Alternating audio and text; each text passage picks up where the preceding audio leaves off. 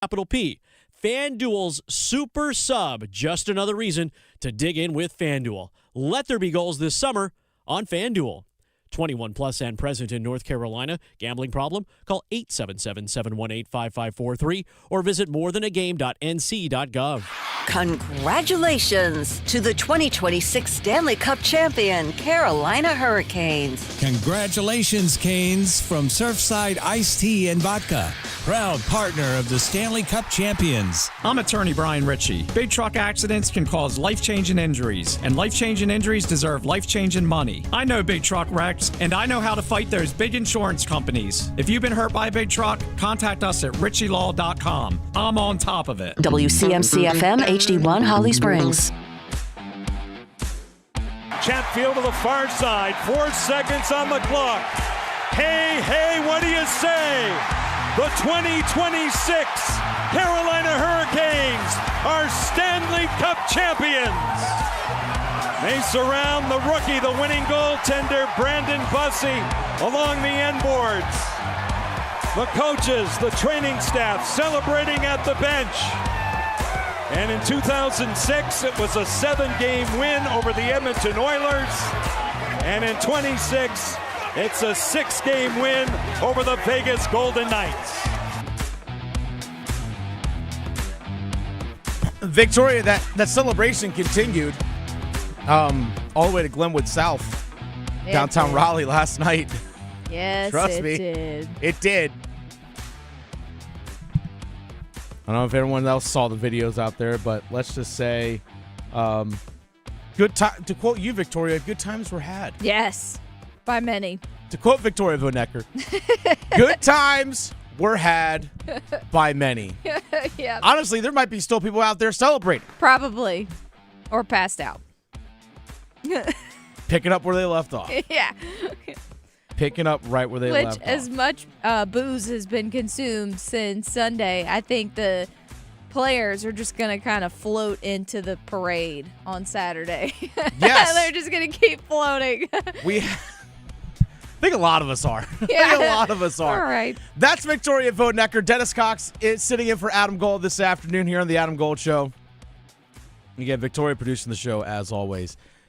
Victoria, I'm not gonna lie, I'm pretty tired. Yeah. This whole experience, just the emotion and everything that goes into the Stanley Cup run, even from us that cover it, just from, and I've heard this talking to fans, even just, they say fans say that they're exhausted just from watching, just because the emotional investment. You want your team to win, plus all these 8 p.m. start times and all that kind of stuff. It's a lot of late nights and everything. You put so much energy into it. It's just, but it's, as our boss Paul Ihander says, it's the good kind of tired. Right. Like I'll sacrifice this, being tired to experience this again. Absolutely. Right. And we don't know how often it's going to come. I was just actually on the phone with my fiance just before the show started, and I was like, yeah, I'm not going to lie. I'm feeling pretty tired. Even though Friday night, Saturday night, and last night, I had like 7.5, 8 hours sleep, like what you're supposed to be getting, right? But Sunday was just a long day. It drains you, but in a good way. Like I'm still feeling the effects of this postseason run for the Carolina Hurricanes. And here's the thing, Victoria. We had a week of rest between rounds 1 and 2. We had 11 days of rest between rounds 2 and 3. Right. And we're still feeling this way. Exactly. We're like, oh, wow, they only had to do it in 19 games. Why am I so tired? I know. We didn't even have to go to Game 7. No. Thank you, because my blood pressure, I don't know if I can handle that. We had 2 sweeps, a gentleman's sweep in there. God, I know. And we're still exhausted. I know. And you know what? It's the good It's kind okay. of exhausted. It's okay. the good kind. Yep.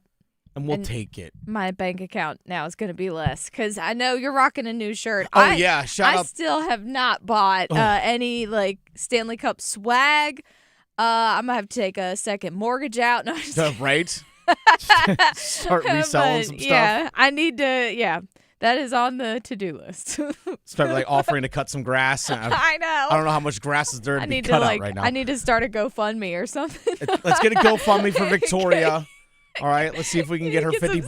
Right, Stanley Cup. No, it's even more than that just for the one shirt. Yeah, well, there's that. There is that. But You know what? I was at the watch party at the Lenovo Center on Sunday because I actually, with Adam Gold being in Vegas, he actually went down to the ice and interviewed players. I know you guys played a lot of those interviews on the show yesterday, but Adam is traveling back from Vegas, so that's the reason why I'm sitting in today. But I was at the Lenovo Center. My fiance was there, so I actually did post-game for Adam on the Canes radio network and so on on Saturday. Or excuse me, on Sunday. Like into Monday morning.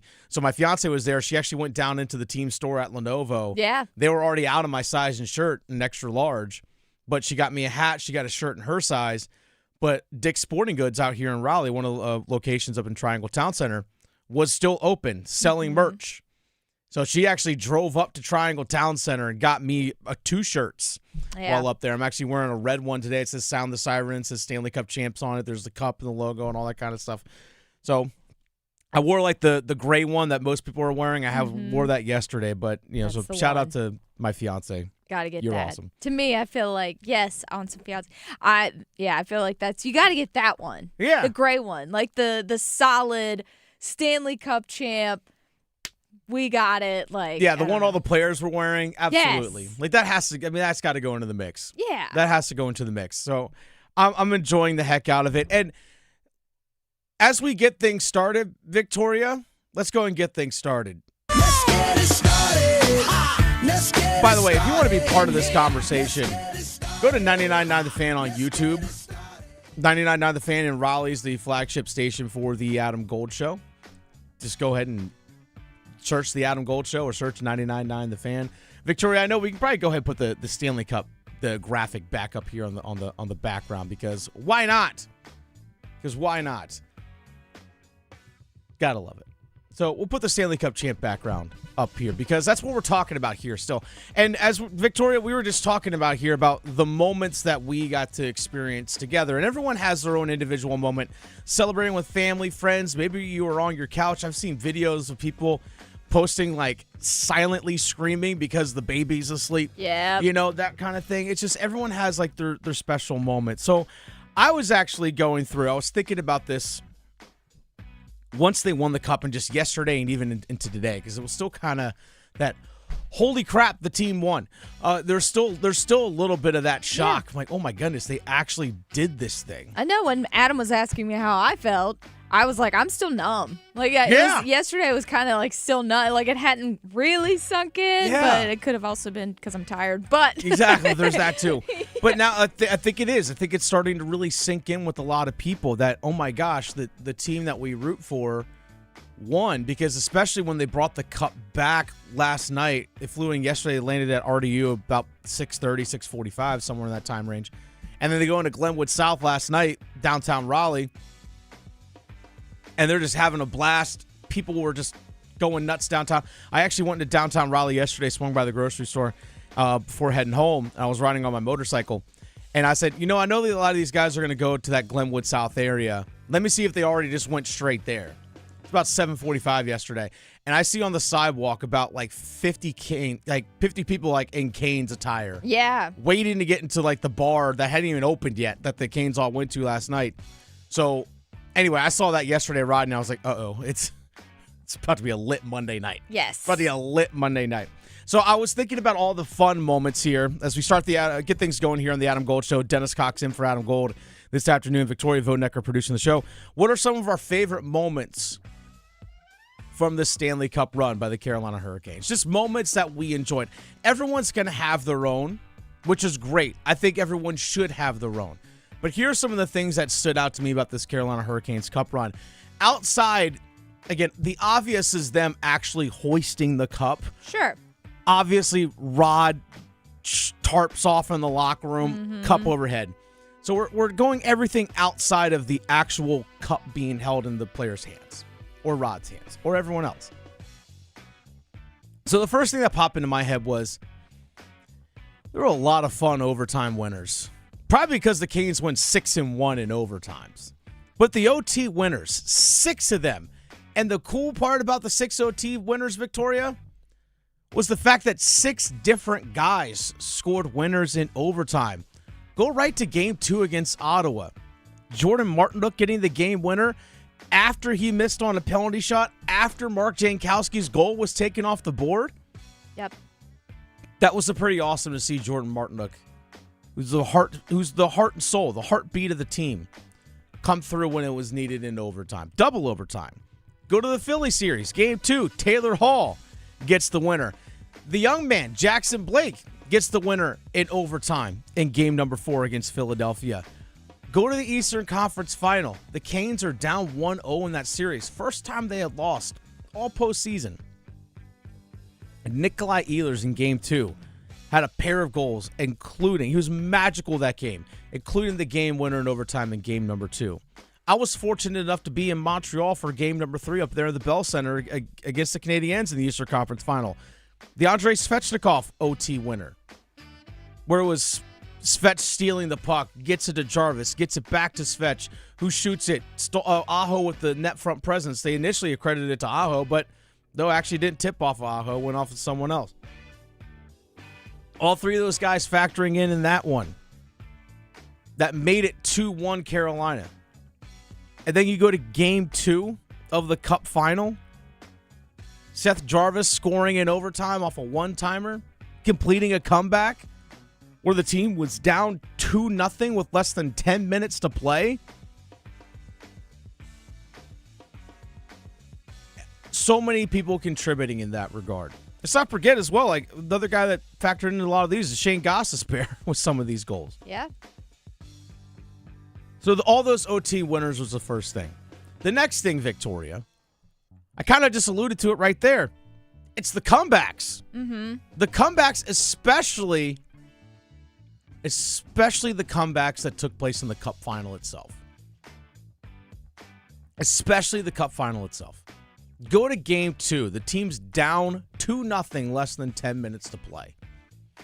Face off in the offensive zone.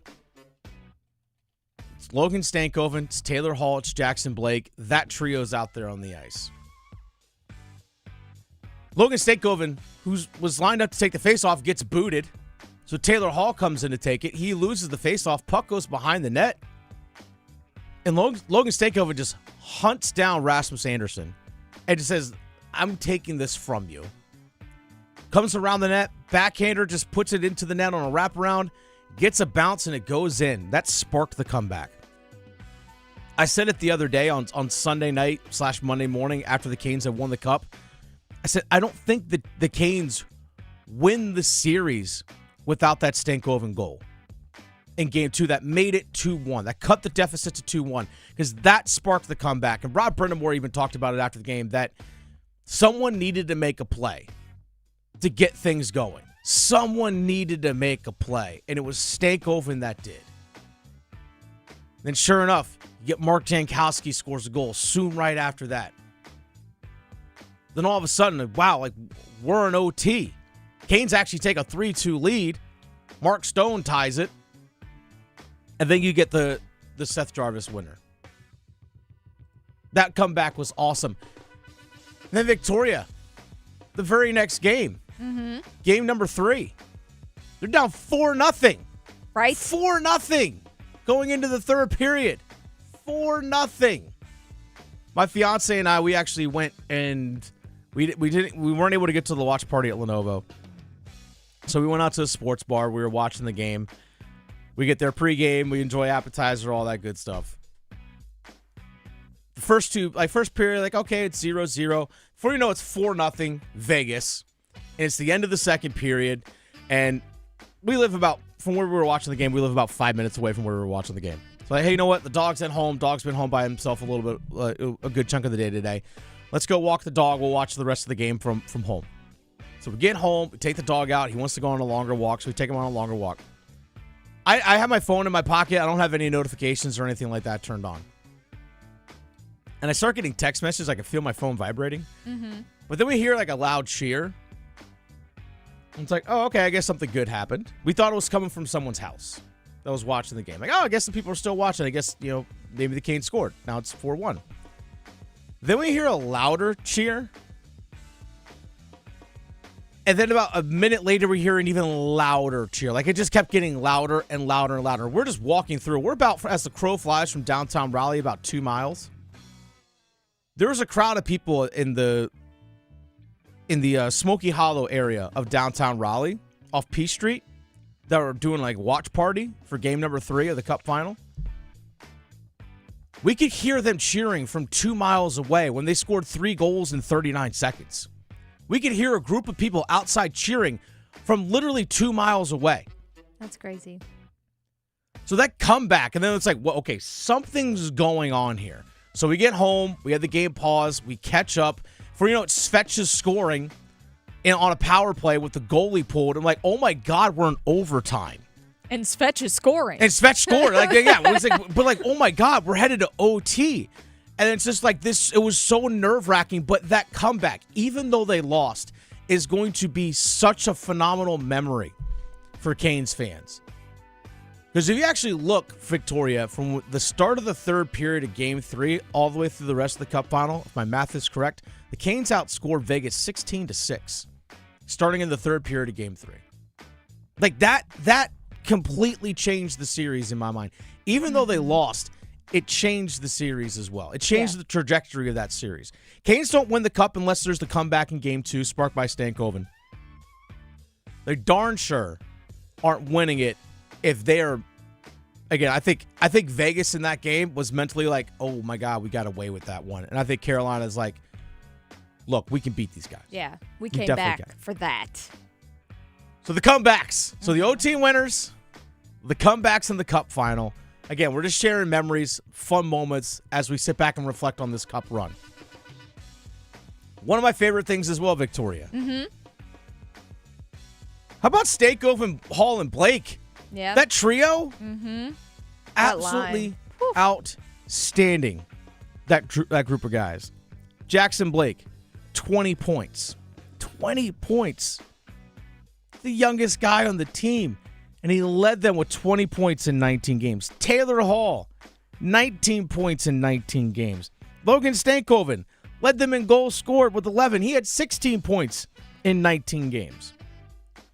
Victoria, in series clinching wins. So Game 4 against Ottawa, Game 4 against Philadelphia, Game 5 against Montreal, and in Game 6 against the Golden Knights.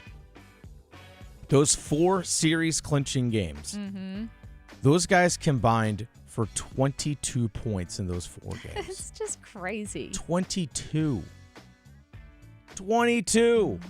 Taylor Hall scored 3 goals in those games. Logan Stankovven scored 3 goals in those games. Jackson Blake scored 4 goals in those games.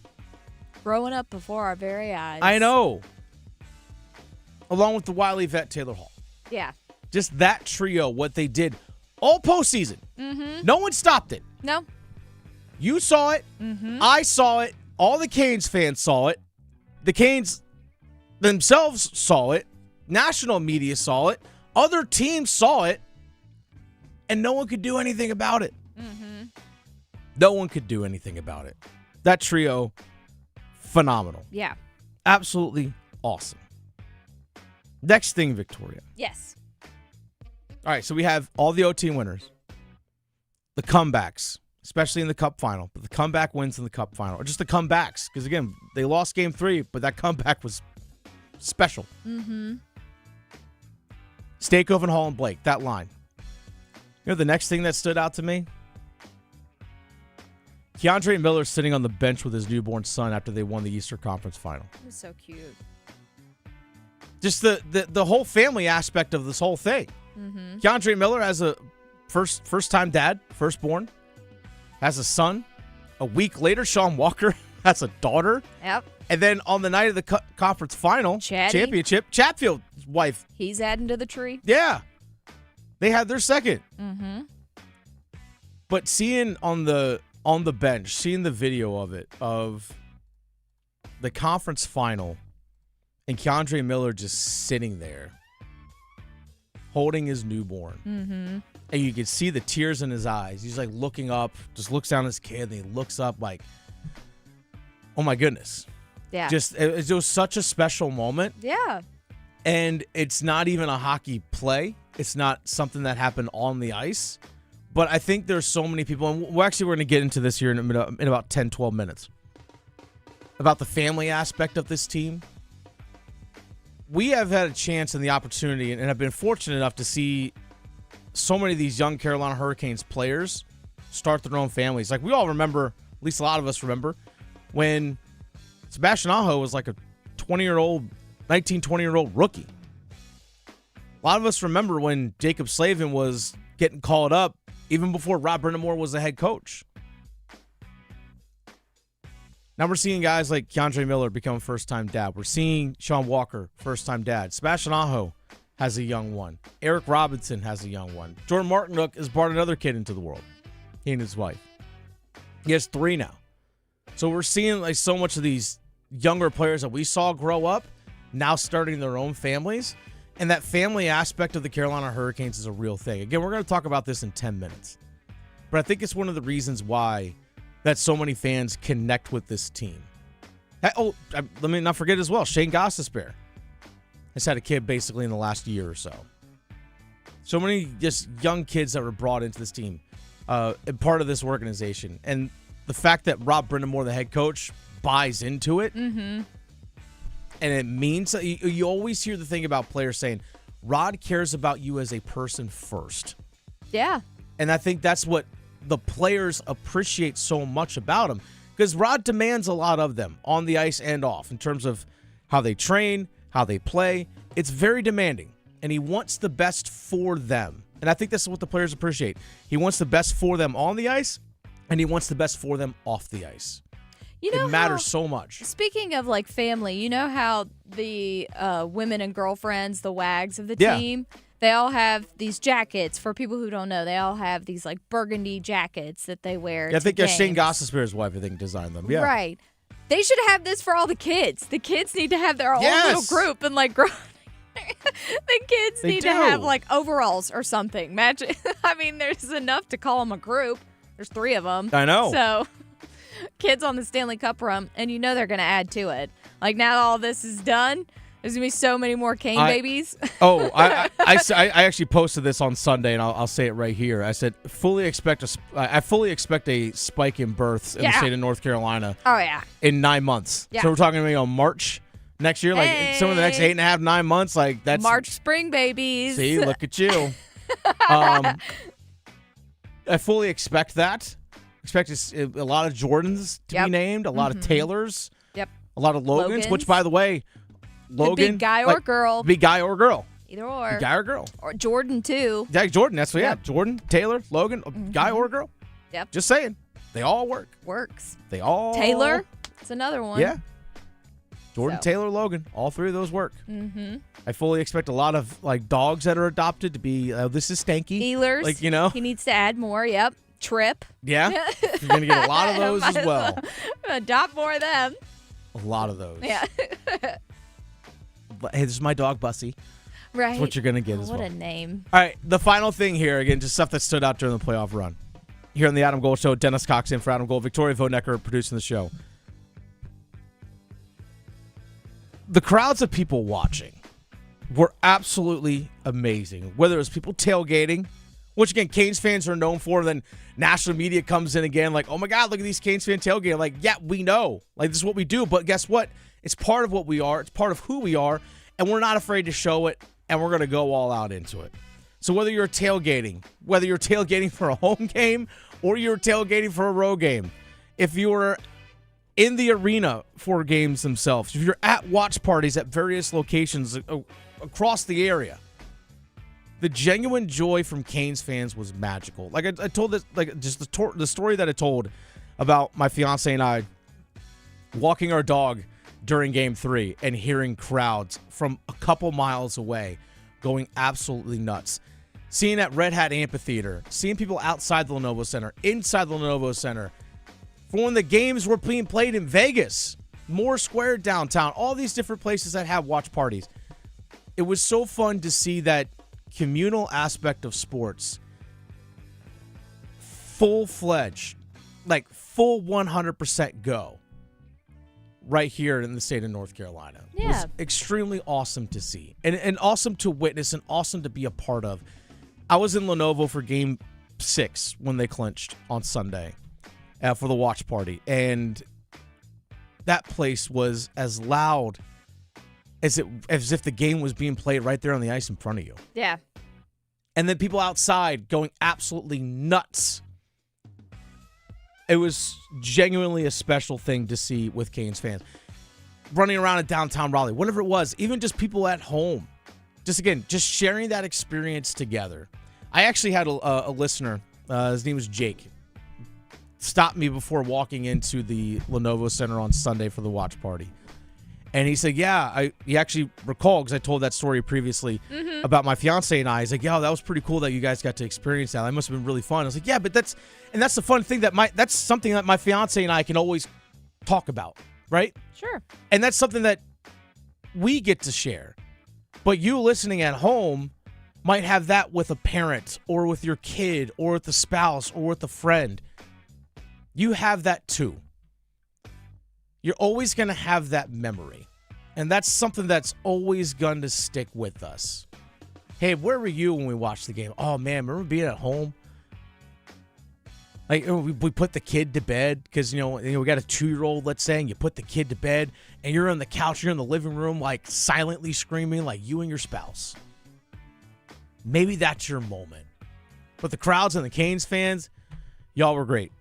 Y'all were absolutely phenomenal.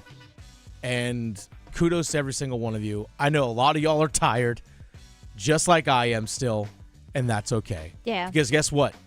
We did it together. Exactly. We did it together. I know. It was so much fun. My list, we overlap on a lot of different things. Mm-hmm. The only one that you didn't mention that was on my list go on. was Stahl and Brady kicking the playoffs off. Oh, because yeah, that was the such fight. a moment. Yeah. Yes. The fight between Stahl and Brady Tkachuk just was like, it's so not Stahl-esque, but man, you knew we were winning the cup after that. Like, that was the indication when this was going to happen. So, yeah, that was great. That was literally the opening puck drop of the entire playoffs in the entire league. Welcome to the playoffs, yes. It's like not just, this is the first game for the Canes. Canes. No, this is the first game across the entire league.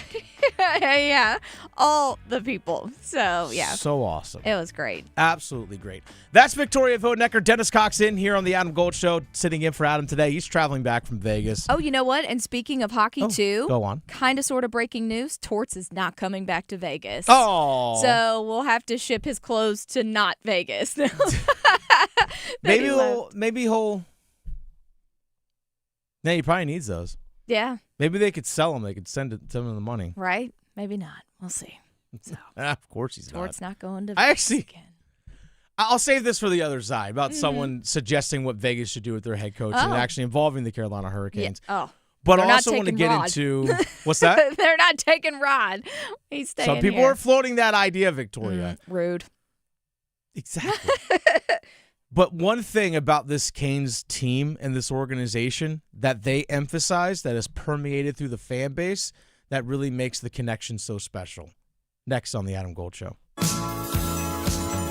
Asheville to Wilmington, Boone to Durham, the Adam Gold Show on the North Carolina Sports Network. After 20 years, the wait is over. 5 seconds away. Played out. And the Carolina Hurricanes are the best team in the NHL. They won the 2026 Stanley Cup. It's yours, Carolina. Such a great story with this team. I mean, you dig into it, it's amazing, and I'm just really proud. Your official home for the Stanley Cup champion Carolina Hurricanes. 99.9 The Fan, the Triangle Sports leader.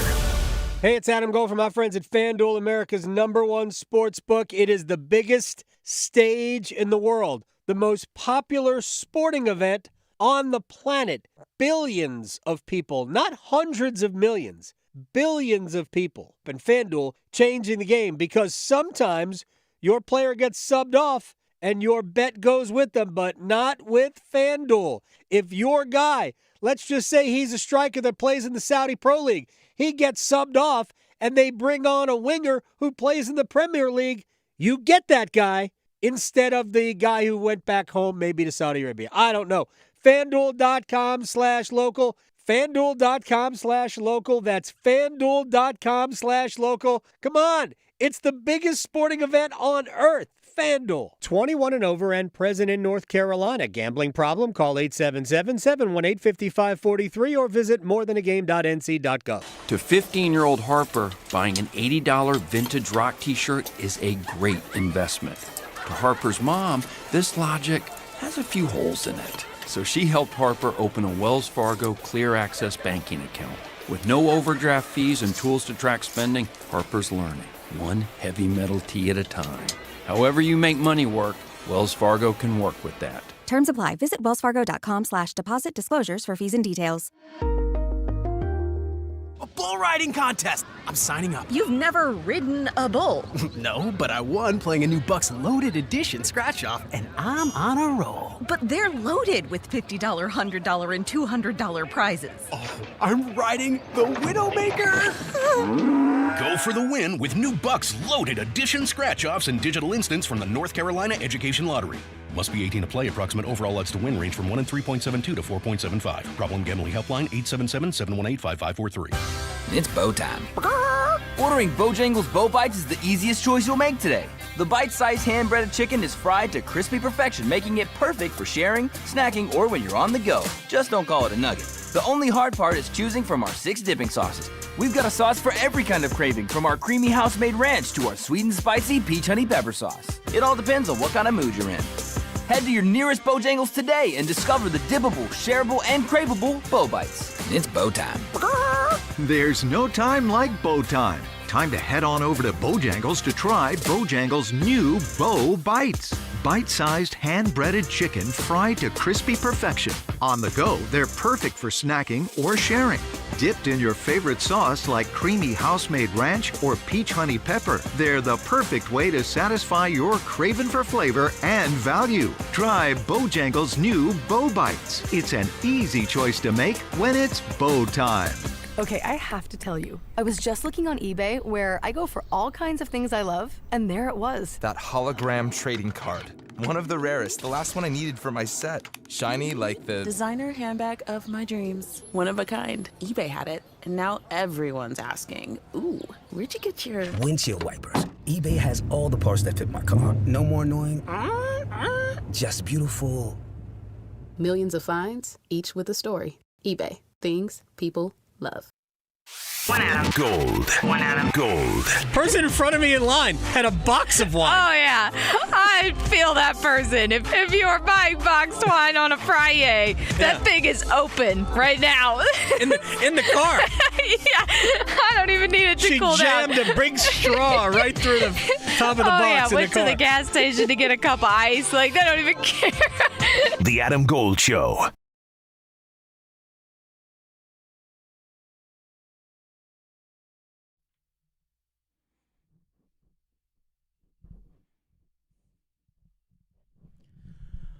Victoria, one of the things I appreciate about this show and what we're able to do here is the interaction that we're able to have with fans. And which, by the way, if you go on The Adam Gold Show, or just if you go on YouTube, search The Adam Gold Show, or you can search 99.9 The Fan, 99.9 The Fan. You can search that on YouTube. 99.9 The Fan at Raleigh is the flagship station for The Adam Gold Show. So that is where you can come interact with the show. You can also download the 99.9 The Fan app. There's clips from the show you can watch. You can also listen to the Best of podcast available as well. Victoria producing the show today. Dennis Cox sitting in for Adam Gold. He's traveling back from Vegas. And just seeing people in the comment section of our live video stream here of the show. So again, if you can take the show anywhere, which is actually a really cool thing. And I know we've have listeners that are obviously all across the state of North Carolina. Some people down in South Carolina listen. I know there's people down in Florida that have listened. We've had people just really all across the country that will listen in. And just seeing people in our comment section, just their experience and what their favorite moments were about the Carolina Hurricanes and this Stanley Cup run. For example, there's a guy named Drew on our YouTube chat says, "Hey, Dennis, I turned 40 on early Sunday morning right as we were celebrating just winning the Stanley Cup. Happy early birthday." By the way, my birthday is this coming Monday, Victoria. Oh, nice. So I was like, you know what? We got the parade this coming Saturday. Yeah. That kicks off my birthday weekend. Right? I'm like, this is great. Exactly. I understand. I'm also about to turn 40. Right? So shout out. It's a whole thing. Yes, it really is a whole thing. Also, apparently, I say my fiance too much. Whatever. I don't care. I'm sharing a moment with my fiance. Right. I'm going to mention her. Yeah. There's something wrong with that. So anyway. I like to talk about Biff. Exactly. I like to talk about all my loved ones. But some people are saying, you know what, constantly celebrating this week. But as I mentioned a little bit ago about the family aspect of the Carolina Hurricanes and seeing how the Carolina Hurricanes themselves embrace that family aspect of everything that they do. You go into the locker room post-game, and you see guys' kids running around in the locker room after a game. You see the guys' kids, sometimes even after games, will come down on the ice. Especially if it's an early afternoon game during the regular season. Hey, kids will come on the ice after the game. So the guys, are doing the storm surge after a win. They got their kids with them, which I think is awesome. Because I think it also allows us as fans and people that cover the team to relate even more to them. Because obviously we watch the highlights of what they do on the ice, like seeing Nikolai Ehlers score or Seth Jarvis OT winner, whatever it might be. But when I see someone holding their kid or with their significant other, I go, yeah, I can relate to that. Now, granted, I don't have kids of my own, but I've got nieces. I understand it. I get it. So there's that aspect to it that puts the human over the highlight. We can see what a player can do from a physical standpoint, but seeing the human over the highlight is a special thing. Seeing Seth Jarvis's brother bawling his eyes out after the game on the ice, celebrating with Seth Jarvis. And all of his friends, his crew. Yeah, his whole crew's there. Yeah. But just seeing his brother get there, seeing the parents and everything like that. I actually ran into, I think it was, because remember the beer skates? How can you not remember the beer skate mugs? Yeah. And I remember actually, because there was such a hot commodity for that Philadelphia, I think it was a Philadelphia series, and it was such a hot commodity. I actually was kind of joking around with some people how much would you pay for this? How much would you pay for this? How much would you pay for this? And I did that, and I went up to Logan Stankovven's family, not realizing it was his family. Right. I didn't realize that. Yeah. But then I got to talk to his dad, met one of his uncles, and just got to chat with them for 20 minutes. Yeah. And it was just so fun just to chat with the family and all that kind of stuff. Yeah. And like you mentioned, the wives and girlfriends with the jackets and those kinds of things, people see that and then they embrace it. And even looking at our comments section here as well is that you see guys for example, Ant for Life says, I'm emotionally drained as a fan from how awesome this is. Just imagine the team. But one of our other listeners here, I'm just going to make sure I got here on the on our YouTube live stream. I just want to make sure I get it here. About how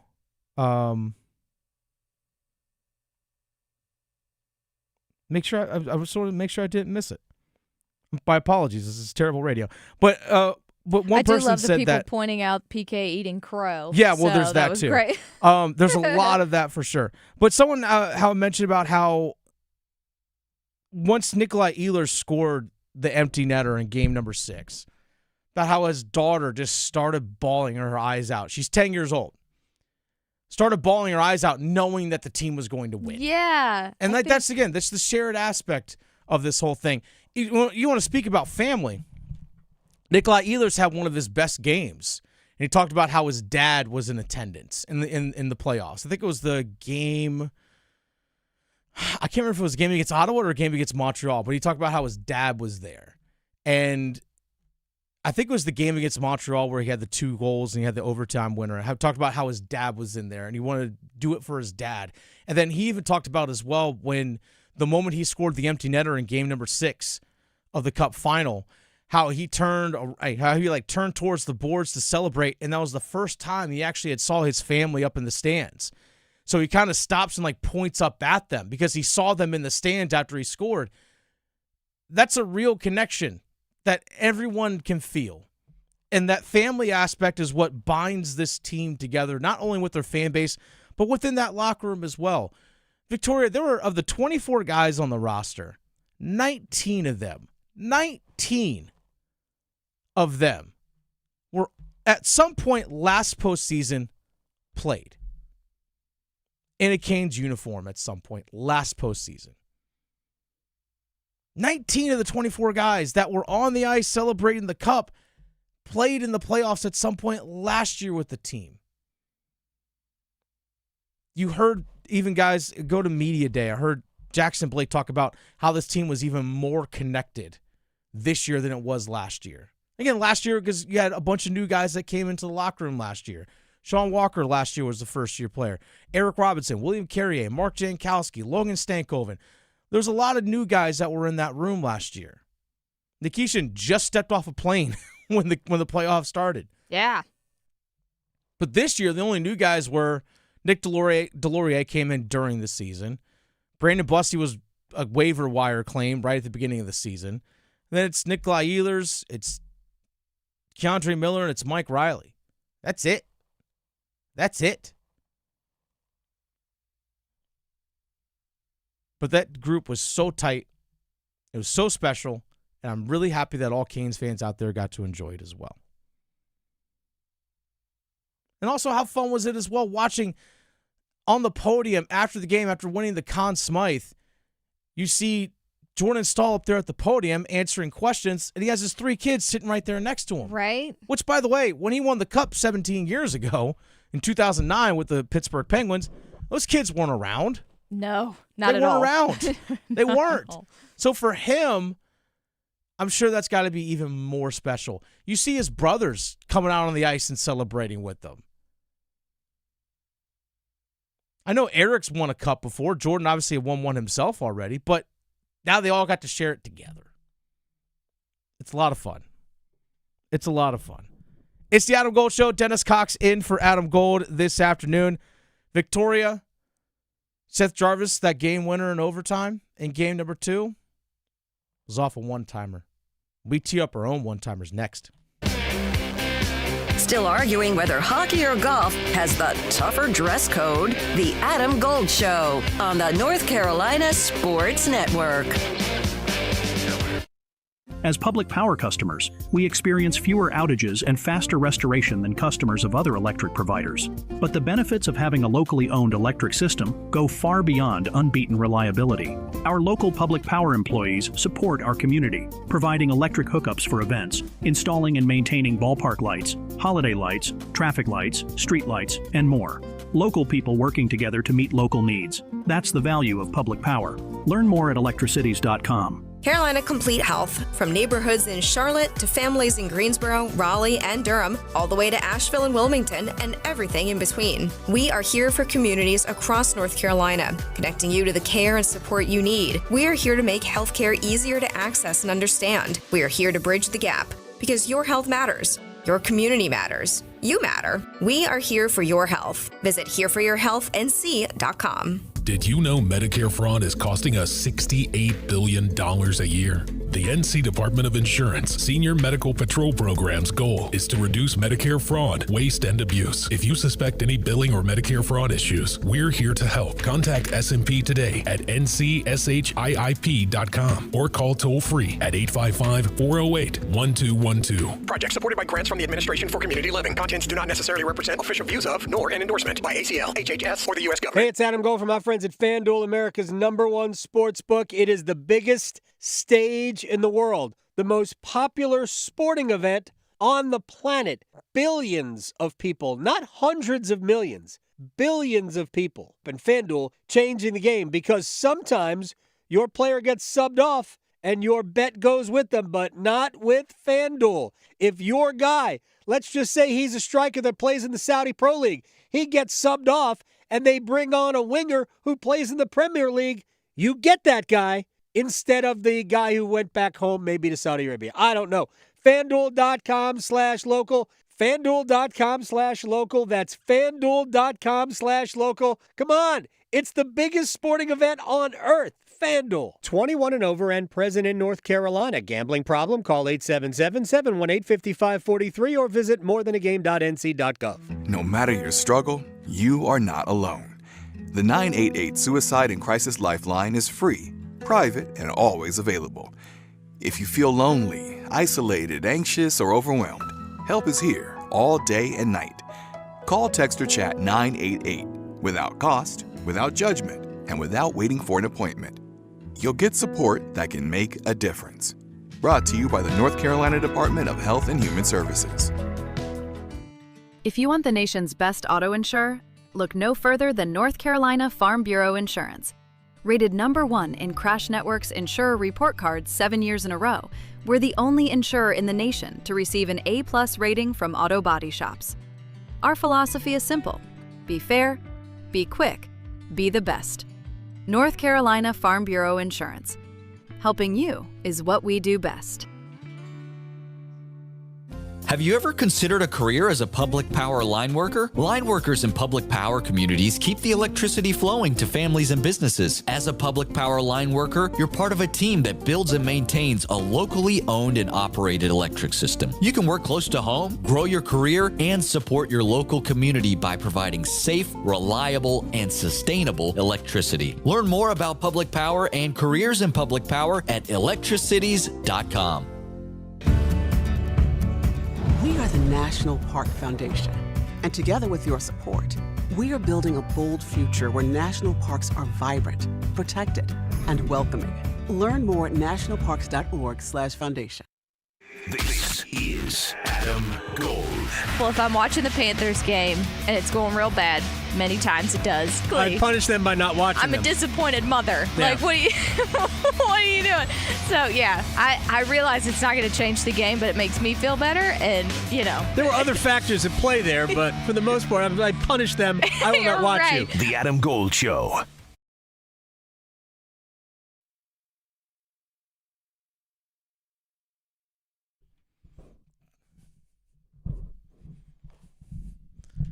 Victoria kicking it old school. I know, right? So too legit. Right. Too legit MC. to quit. Let's go.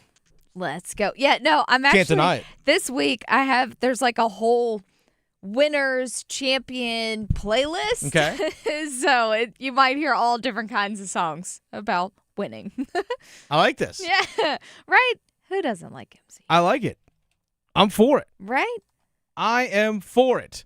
It's the Adam Gold Show. Dennis Cox in for Adam Gold this afternoon. Victoria Vodecker producing the show, as always. Victoria, this is a time where we open it up for the people, our YouTube live chat and so on and so forth, for a little thing we like to call one-timers.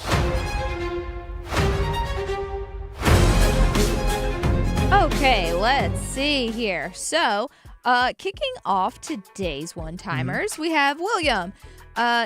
Tips for constant celebrating this week. I'm exhausted and it's only day 2. He also said Birdie, his golden retriever, who's adorable, both of them are, gave Ehlers a high five last night, which of course Ehlers would be the guy to give Birdie a high five. Nice. Very nice. Yes. So is there a question in there? Or? Well, he was just statement? he was like tips for constantly celebrating this week. He's exhausted and it's only day 2. And really, there are none. I don't think. Hydration. Celsius. Hydration is important. Caffeine. I think a little electrolyte packets would go a long, long way for a lot of people. I think that's actually probably a good thing to have in general anyway. But hydration, be strategic with your celebrating, because I know some people are asking about a parade. Yeah. And if anyone have any aspects of what the parade route and all that stuff is going to be, we'll get into that here in just a second. But I think be strategic with your celebrating. If you know that you're going to be going to the parade downtown Raleigh this Saturday. Saturday starts at 11 o'clock. Mm-hmm. It's going to be an early start day. If you know you're going to be going there, go to bed Friday night early. It's okay to go to bed Friday night early. Yeah. That is 100% okay. Throw on some World Cup soccer and just chill. Right. And just relax. That is 100% okay to do, and I encourage it, especially if you know you're going to be up early. Especially once you get past a certain age. Yes, there's that too. Mm-hmm. But I think it's important that if you're going to, again, celebrating this entire week, be strategic with it. Again, if you know you're going to go to the parade on Saturday, enjoy the parade. Or maybe your plan is, hey, I can't make the parade, but I want to stick around downtown on Saturday. Maybe that's your go-to as well. That's okay as well. Just build in some sleep, build in your rest. Plan your rest first, then plan. And hydrate. Yes, and hydrate. Yeah. Hydrate along the way, people. Yes. Because if you're also going to the parade, it's going to be hot. So there is that. Well, I think it's actually Saturday. It's supposed to be like the high temps supposed to be about 86. And the parade starts at 11. Should actually hopefully feel pretty pleasant. Okay. Which is actually kind of nice. Yeah, that should be not terrible, hopefully. No, So not bad at all. it's this Thursday that's going to be back in the 90s. So there's that. Yeah. Yeah. Summer in North Carolina. Next up from Charles, what do you think the Canes will do with all the cap space this summer, especially if they buy out KK's contract? I'm curious to see what they do in net.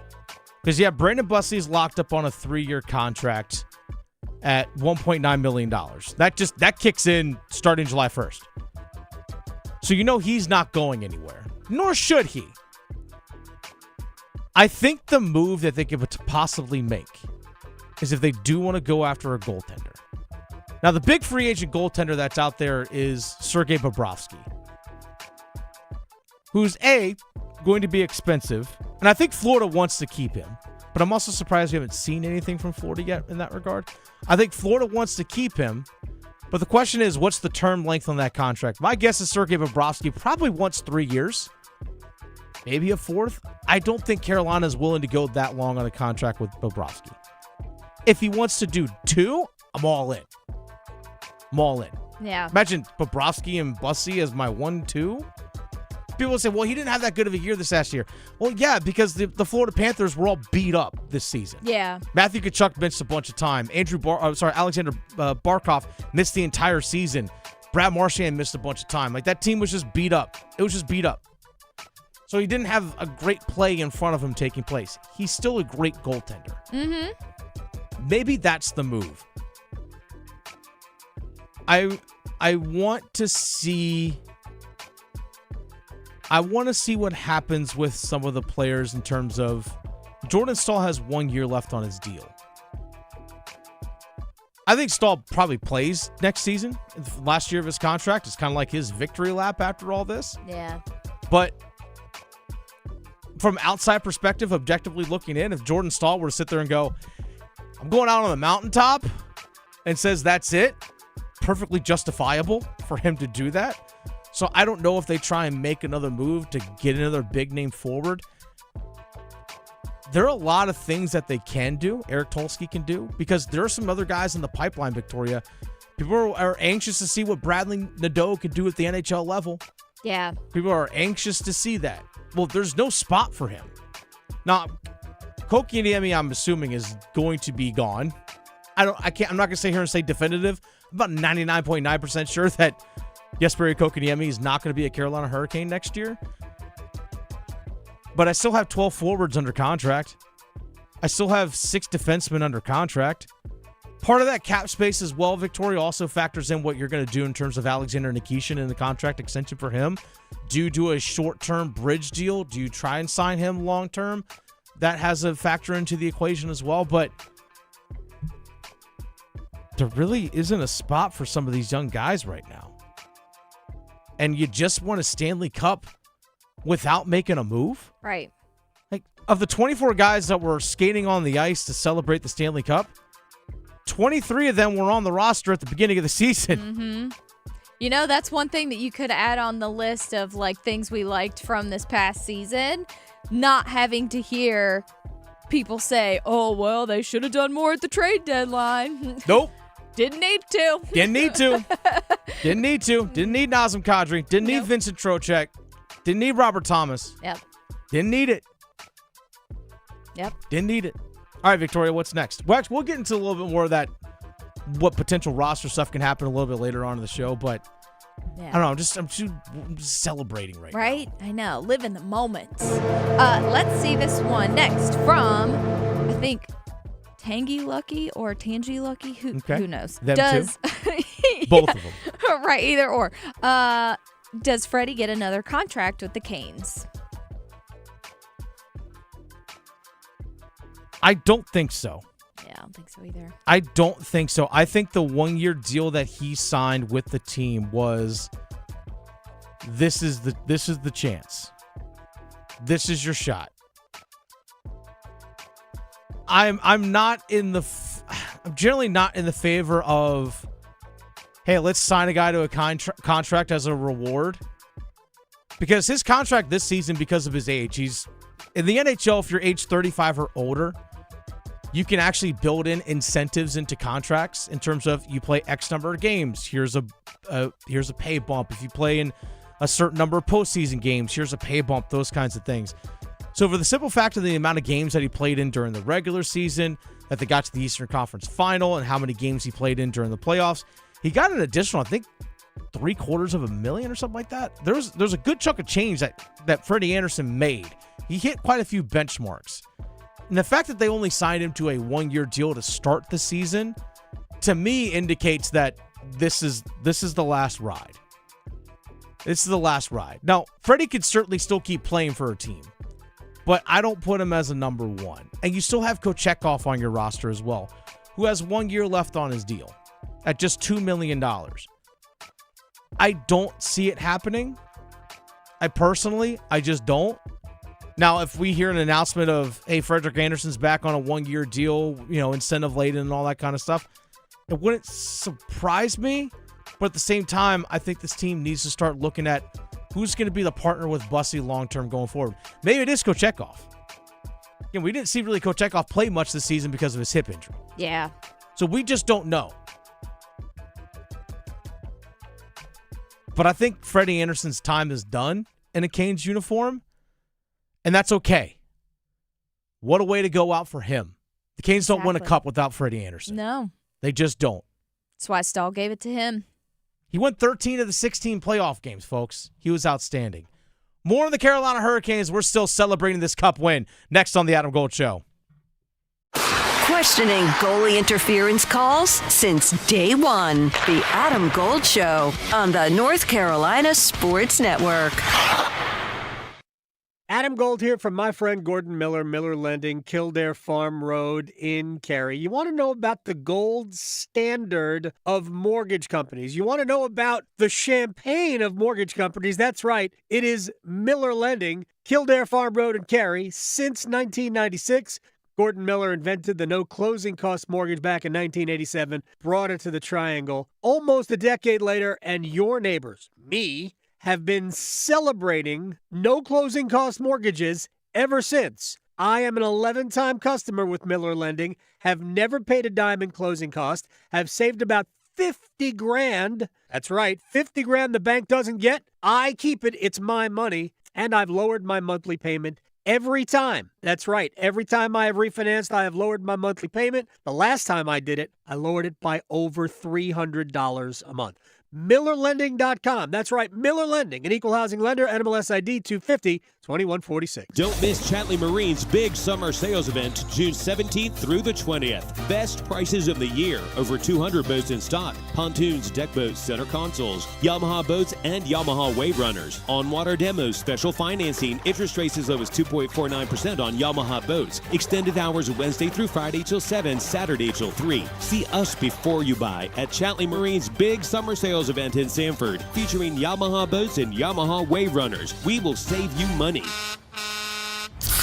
You hear that? That's the sound of Pepsi Zero Sugar. The better tasting, more refreshing Zero Sugar Cola. Listen to that endless pour.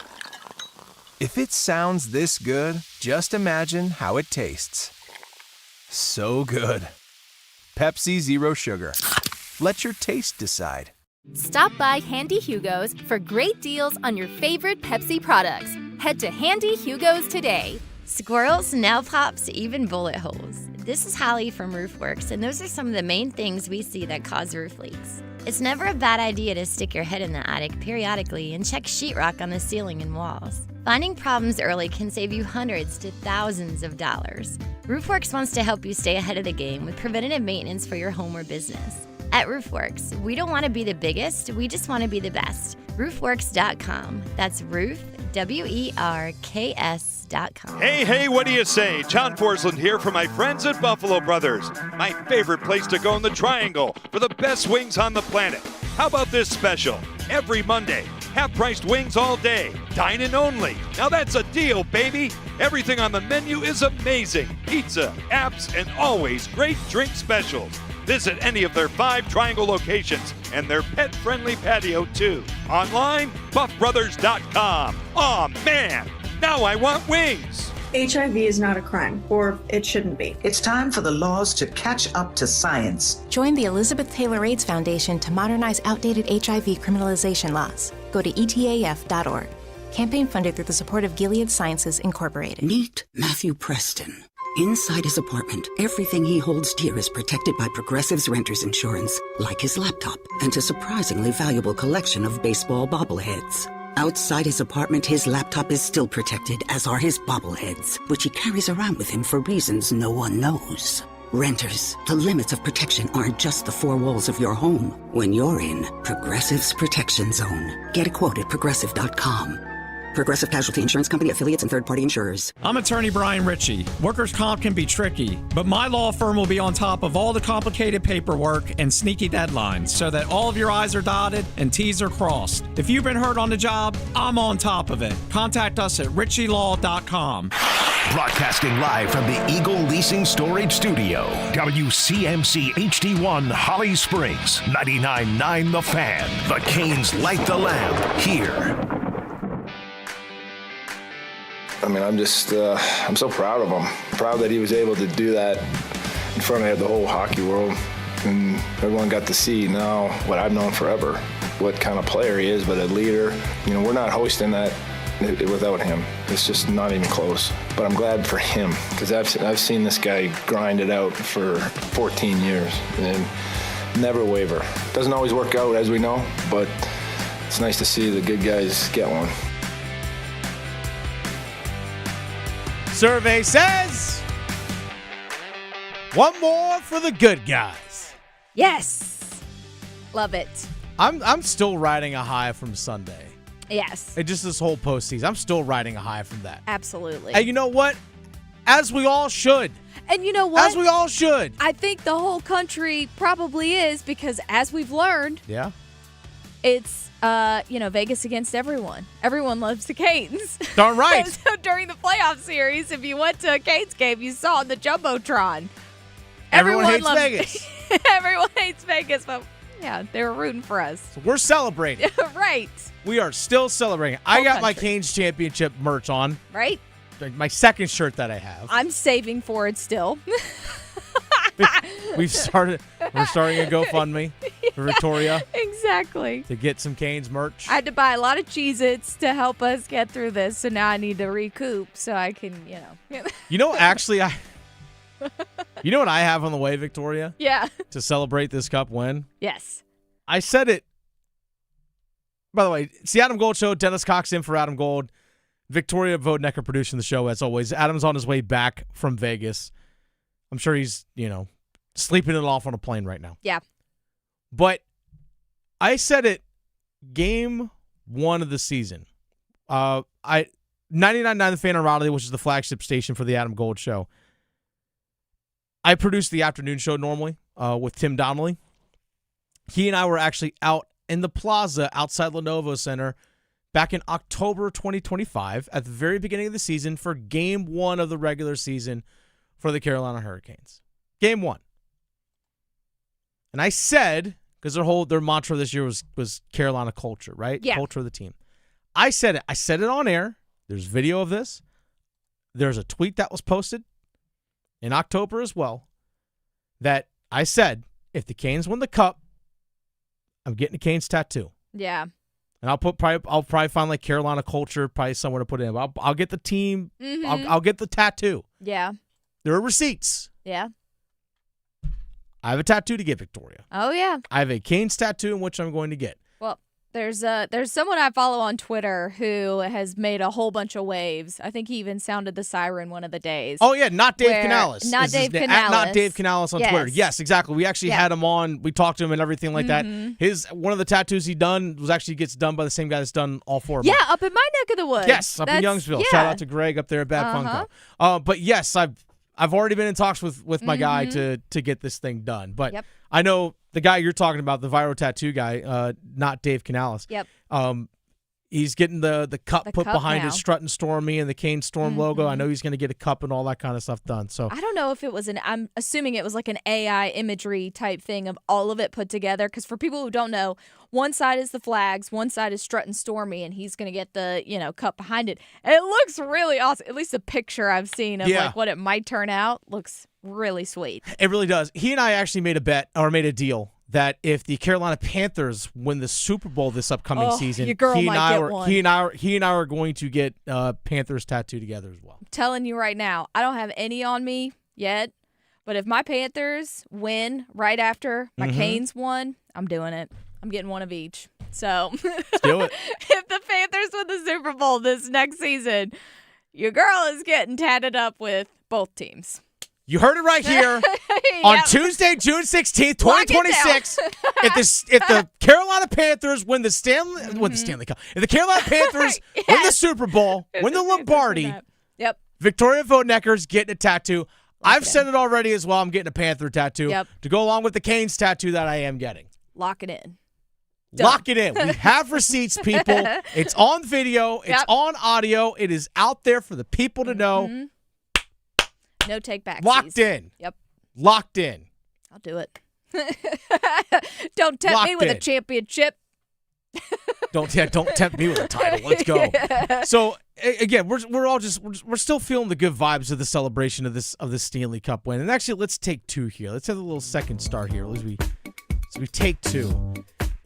And I remember just thinking about just this Stanley Cup run, again, because we're basically 36 hours from when they actually won the darn thing. And just sitting there trying to reflect back on all the various moments that we've got to experience. And everyone has their own special moment as part of this. And that's what makes these championship runs so great, right? For example, just go like a few years ago with NC State men's basketball making a run to the Final Four. And just how many people that I got to associate with or talk to about how they got to maybe experience that as a kid. But they never got to experience, like their kid never got to experience it. Or maybe they were, like, for example, again, go back to the Final Four run by NC State a few years ago in men's basketball. There are a lot of people that were adults that were even like my age. I'm about to turn 40. That never got to experience that ever. But maybe their dad was an NC State fan when the team won it back in '83. And their dad got to experience it. But dad never got to experience it with their kid. Or their mom got to experience it.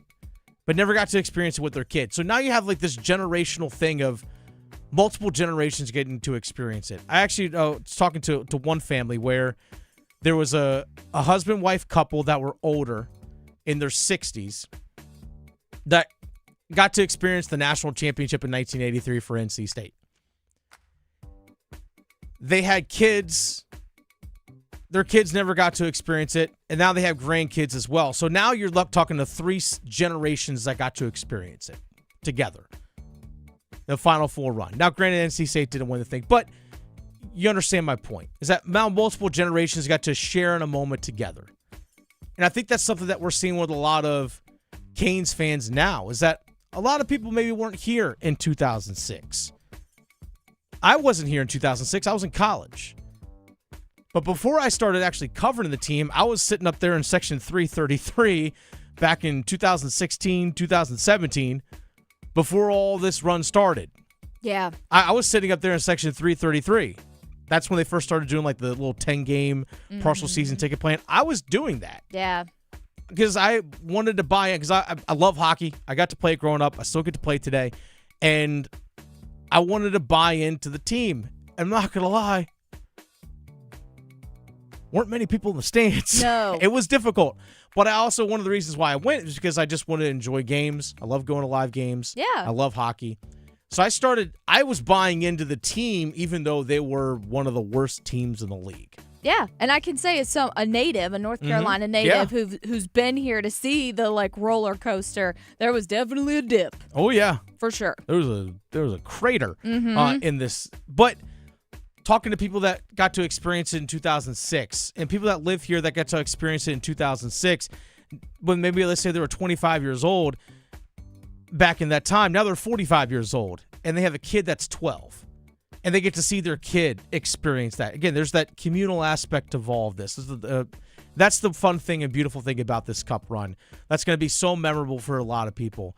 And some of the moments that stood out to me, Victoria, just as part of this Cup run, and you have to have special moments along the way in any championship. There has to be, at some point, someone you're not expecting, or the quote-unquote like role players, depth guys on the team, chipping in and finding a way to contribute at different moments.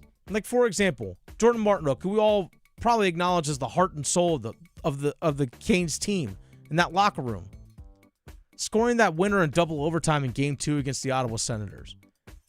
After having a penalty shot in the first overtime where he gets stopped by Linus Ullmark. And that was after Mark Jankowski had scored. We all thought, wow, we just won in overtime. Awesome. Let's all go home. We're up 2-0 in the series.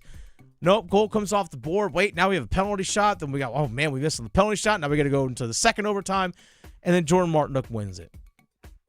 Or seeing a player like Seth Jarvis, who, in terms of offensive production, the volume wasn't there like a lot of us expected and wanted. But when you needed him in game number 2 in the Stanley Cup final, he was there. Scoring in overtime. Look at what Nikolai Ehlers did in game number 2 against the Montreal Canadiens when the Canes were down 1-0 in that series and got beat badly in game number 1. He scores twice, including the game winner in overtime. In that moment, he put the team on his back. Nikolai Ehlers, by the way, the last 3 games of the Cup final, Victoria, 2 goals, 5 assists. It's 7 points in the last 3 games. All wins. All wins. Seeing Freddie Anderson those first 2 series is absolutely unbeatable in the first 2 series. How about the comeback in game number 2 against, I mentioned where Seth Jarvis scored, game number 2 of the Cup final? How about the comeback with the smallest guy on the ice in Logan Stankovven, less than 2 minutes to go? Just hunts down Rasmus Andersson behind the net. Just takes the puck from him. And when the team needed a play, the smallest guy on the ice was the one that was making it.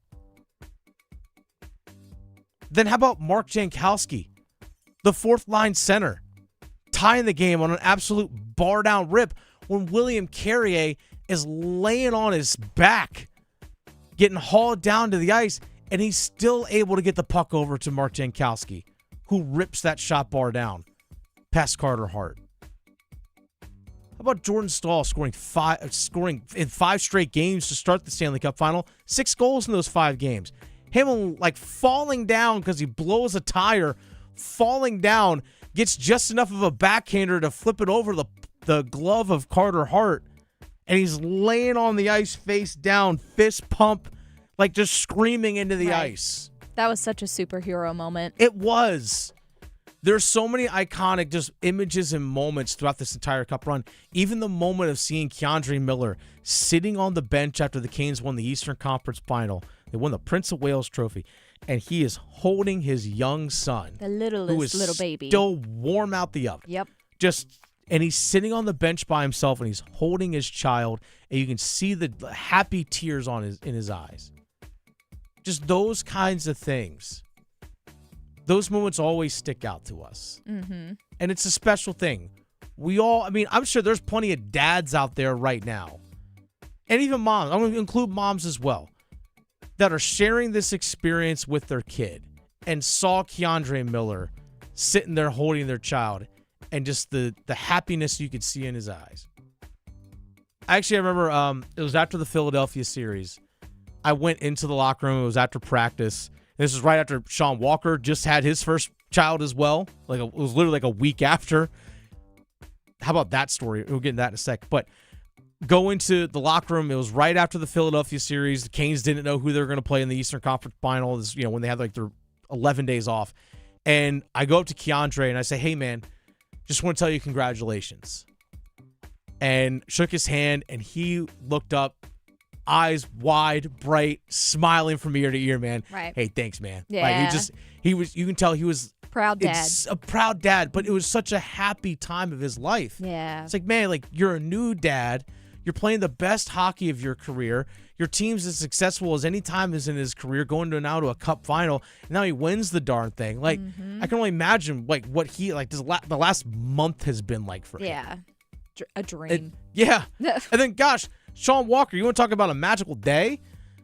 It's game 4 against Philly. He gets a phone call the night before a game. His wife's going into labor. Flies from Philly down to Raleigh. Is there for the birth of his daughter. Eats his pregame meal in the cafeteria at the hospital. Gets a flight back for the game. Oh, and then plays lockdown defense in a series clinching win against Philadelphia. Like, talk about a day, and then flies back that night with the team. I asked him, did you get any sleep? He's like, no, none, hardly any. But he was just running on adrenaline. But then he also gets to spend that first week with a newborn. Because the Canes won, he gets to experience that as well. And that's what makes this franchise so special is because Rod Brind'Amour, who is the culture setter of this team, you hear guys talk about it all the time. Shane Gostisbehere specifically saying he cares about us as people before he cares about us as players. And that is so impactful because the players appreciate that about him. Because Rod demands a lot of those guys. He does, both physically on the ice and off the ice. But he cares about them as people first, and that's one of the reasons why that players buy into him. And it shows. And it showed on the ice the entire playoff. It showed this whole season. Yeah, and that's why players want to play for Rod Brind'Amour because they know what kind of guy he is and that he's in it for everyone as a team. For hockey especially, you have to win as a team. There is no just like one single player. Absolutely. That's why the Oilers haven't won in forever. Well, there's a lot of teams out there that struggle with that kind of stuff. A lot that struggle with it. But Victoria, in order to encapsulate this, more than just me talking, I actually put this together yesterday. And in 4 minutes, we're going to put in, just stay and listen here. In 4 minutes, we're going to try and encapsulate all these moments for you all. Stick around. We're going to have that for you here in 4 minutes on The Adam Gold Show. Because your fantasy football team needs all the help it can get, The Adam Gold Show on the North Carolina Sports Network. After 20 years, the wait is over. 5 seconds away. Played out.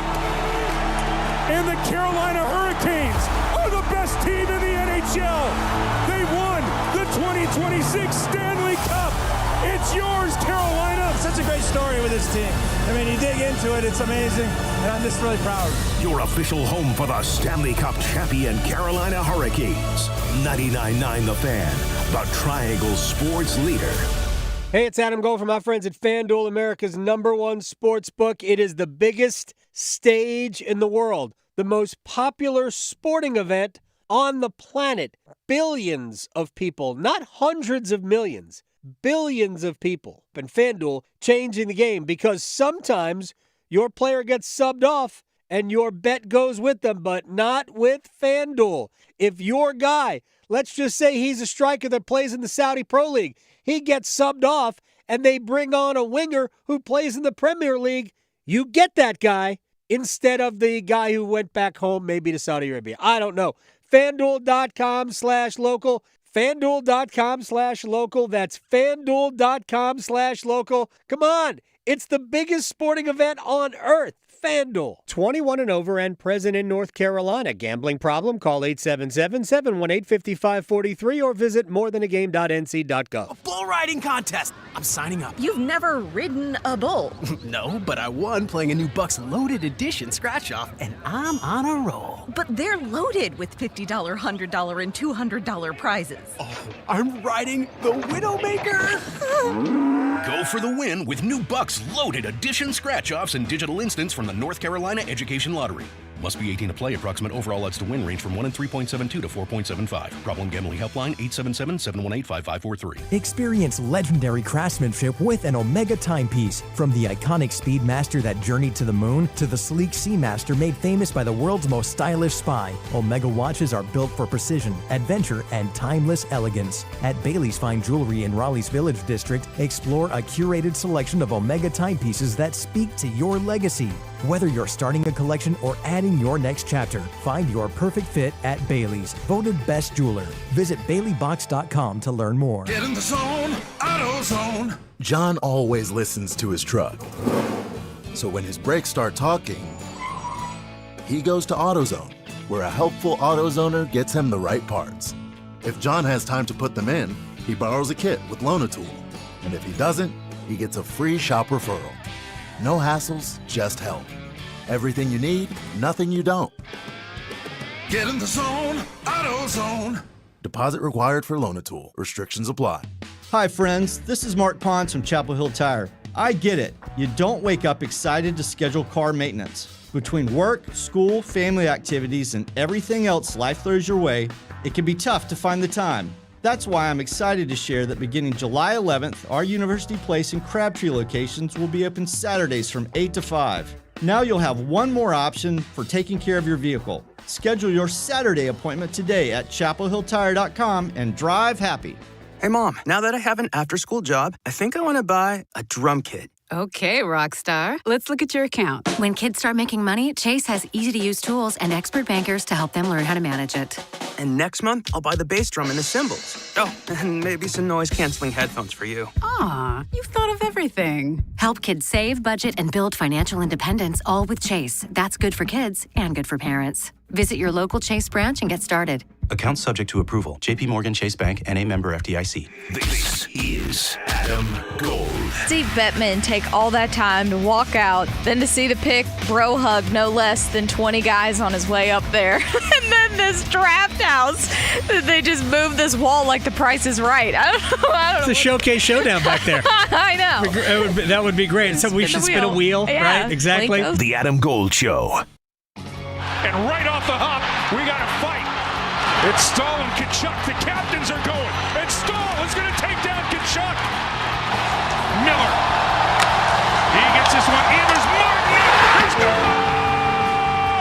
Jordan Martinook wins it in overtime. A shot right out by Spence. And it'll trickle back. And saving a goal is Logan Stankovven. That's a low centerman for you. Turnover here. Jarvis gets it across. Stankovven scores again. Logan Stankovven. Paul whips it across. Blake with a shot. He scores! It's over. Series over. Jeff now the Canes pushing it back up again. Here's a chance. It's over. Game over. Carolina wins it in overtime. Nikolai Ehlers does it again. Sand across. Jarvis has to settle it. He'll get it right back. A chance. They score! They score! Andrei Svechnikov wins it in overtime! Oh, he scores! A power play goal! Carolina gets a 1-0 lead. Their first power play goal of this series, and Sebastian Aho delivers it. It's 1-0 Hurricane. There's a chance, and Frederick Anderson with a ridiculous glove save on Alex Newhook. Stankovven is going to come up with a steal. Stankovven, stuff chance in front. He scores! Oh, the tank! Logan Stankovven puts Carolina on the board. It's 2-1, and Lenovo centers come to life. Anderson, he'll settle it down. Kane's cleared out. He'll carry it into the zone. Drop Jankowski. He scores! Mark Jankowski has tied it up here, and the Canes have come back from 2 down. Oh, his first of the postseason, and Mark Jankowski has got this building in a frenzy. Send it across. Game over! Seth Jarvis wins it in overtime. Aho with room. Side of the net. Stahl. Second chance. Wax at it. Still Wax at it. They score. They score. They score on the power play. Carolina has come all the way back. They've done the Impossible! Oh, Jarvis all alone now, back out in front for Stahl. A backhand, he scores! He scores again! Oh my goodness! The captain is unreal, his second of the game! Marner out in front, Bussey gets across on Eichel, rebound, and it's knocked away! Oh, that is a monster save! Ehlers overskates the puck, and Vegas has got a breakaway. Coming in, it's Houghton, drags, shoots, Bussey gets a piece! Back to Gostisbehere. He's going to set it up, side of the net, they score! Tic-tac-toe! Andrei Svechnikov's second power play goal! Here's a chance for Hall, breaks in, gets a shot, he scores! Taylor Hall gets Carolina on the board, he got loose! Second chance for Stankovven, save hard, now they went up to score! Jackson Blake in the slot, and it's 2-0! Carolina, a chance for Ehlers, bingo! 3-0 Carolina, and you can start to polish the Stanley Cup. 8 years ago, when Rod Brindamore was hired to be the head coach of the Carolina Hurricanes, he said the mission was to be the best team in the NHL. 5 seconds away. Played out, and the Carolina Hurricanes are the best team in the NHL. They won the 2026 Stanley Cup. It's yours, Carolina, and it's coming back to North Carolina. The Stanley Cup. We got a passenger on the plane tomorrow, and the Hurricanes are world champions. You know, Victoria, listening to that, I put that together yesterday. So it's not the first time I've heard it. Yeah, it's great. I put it together. Goosies. I got goosebumps listening to it again. I'm like, why are we getting goosebumps? You put it together, Dennis.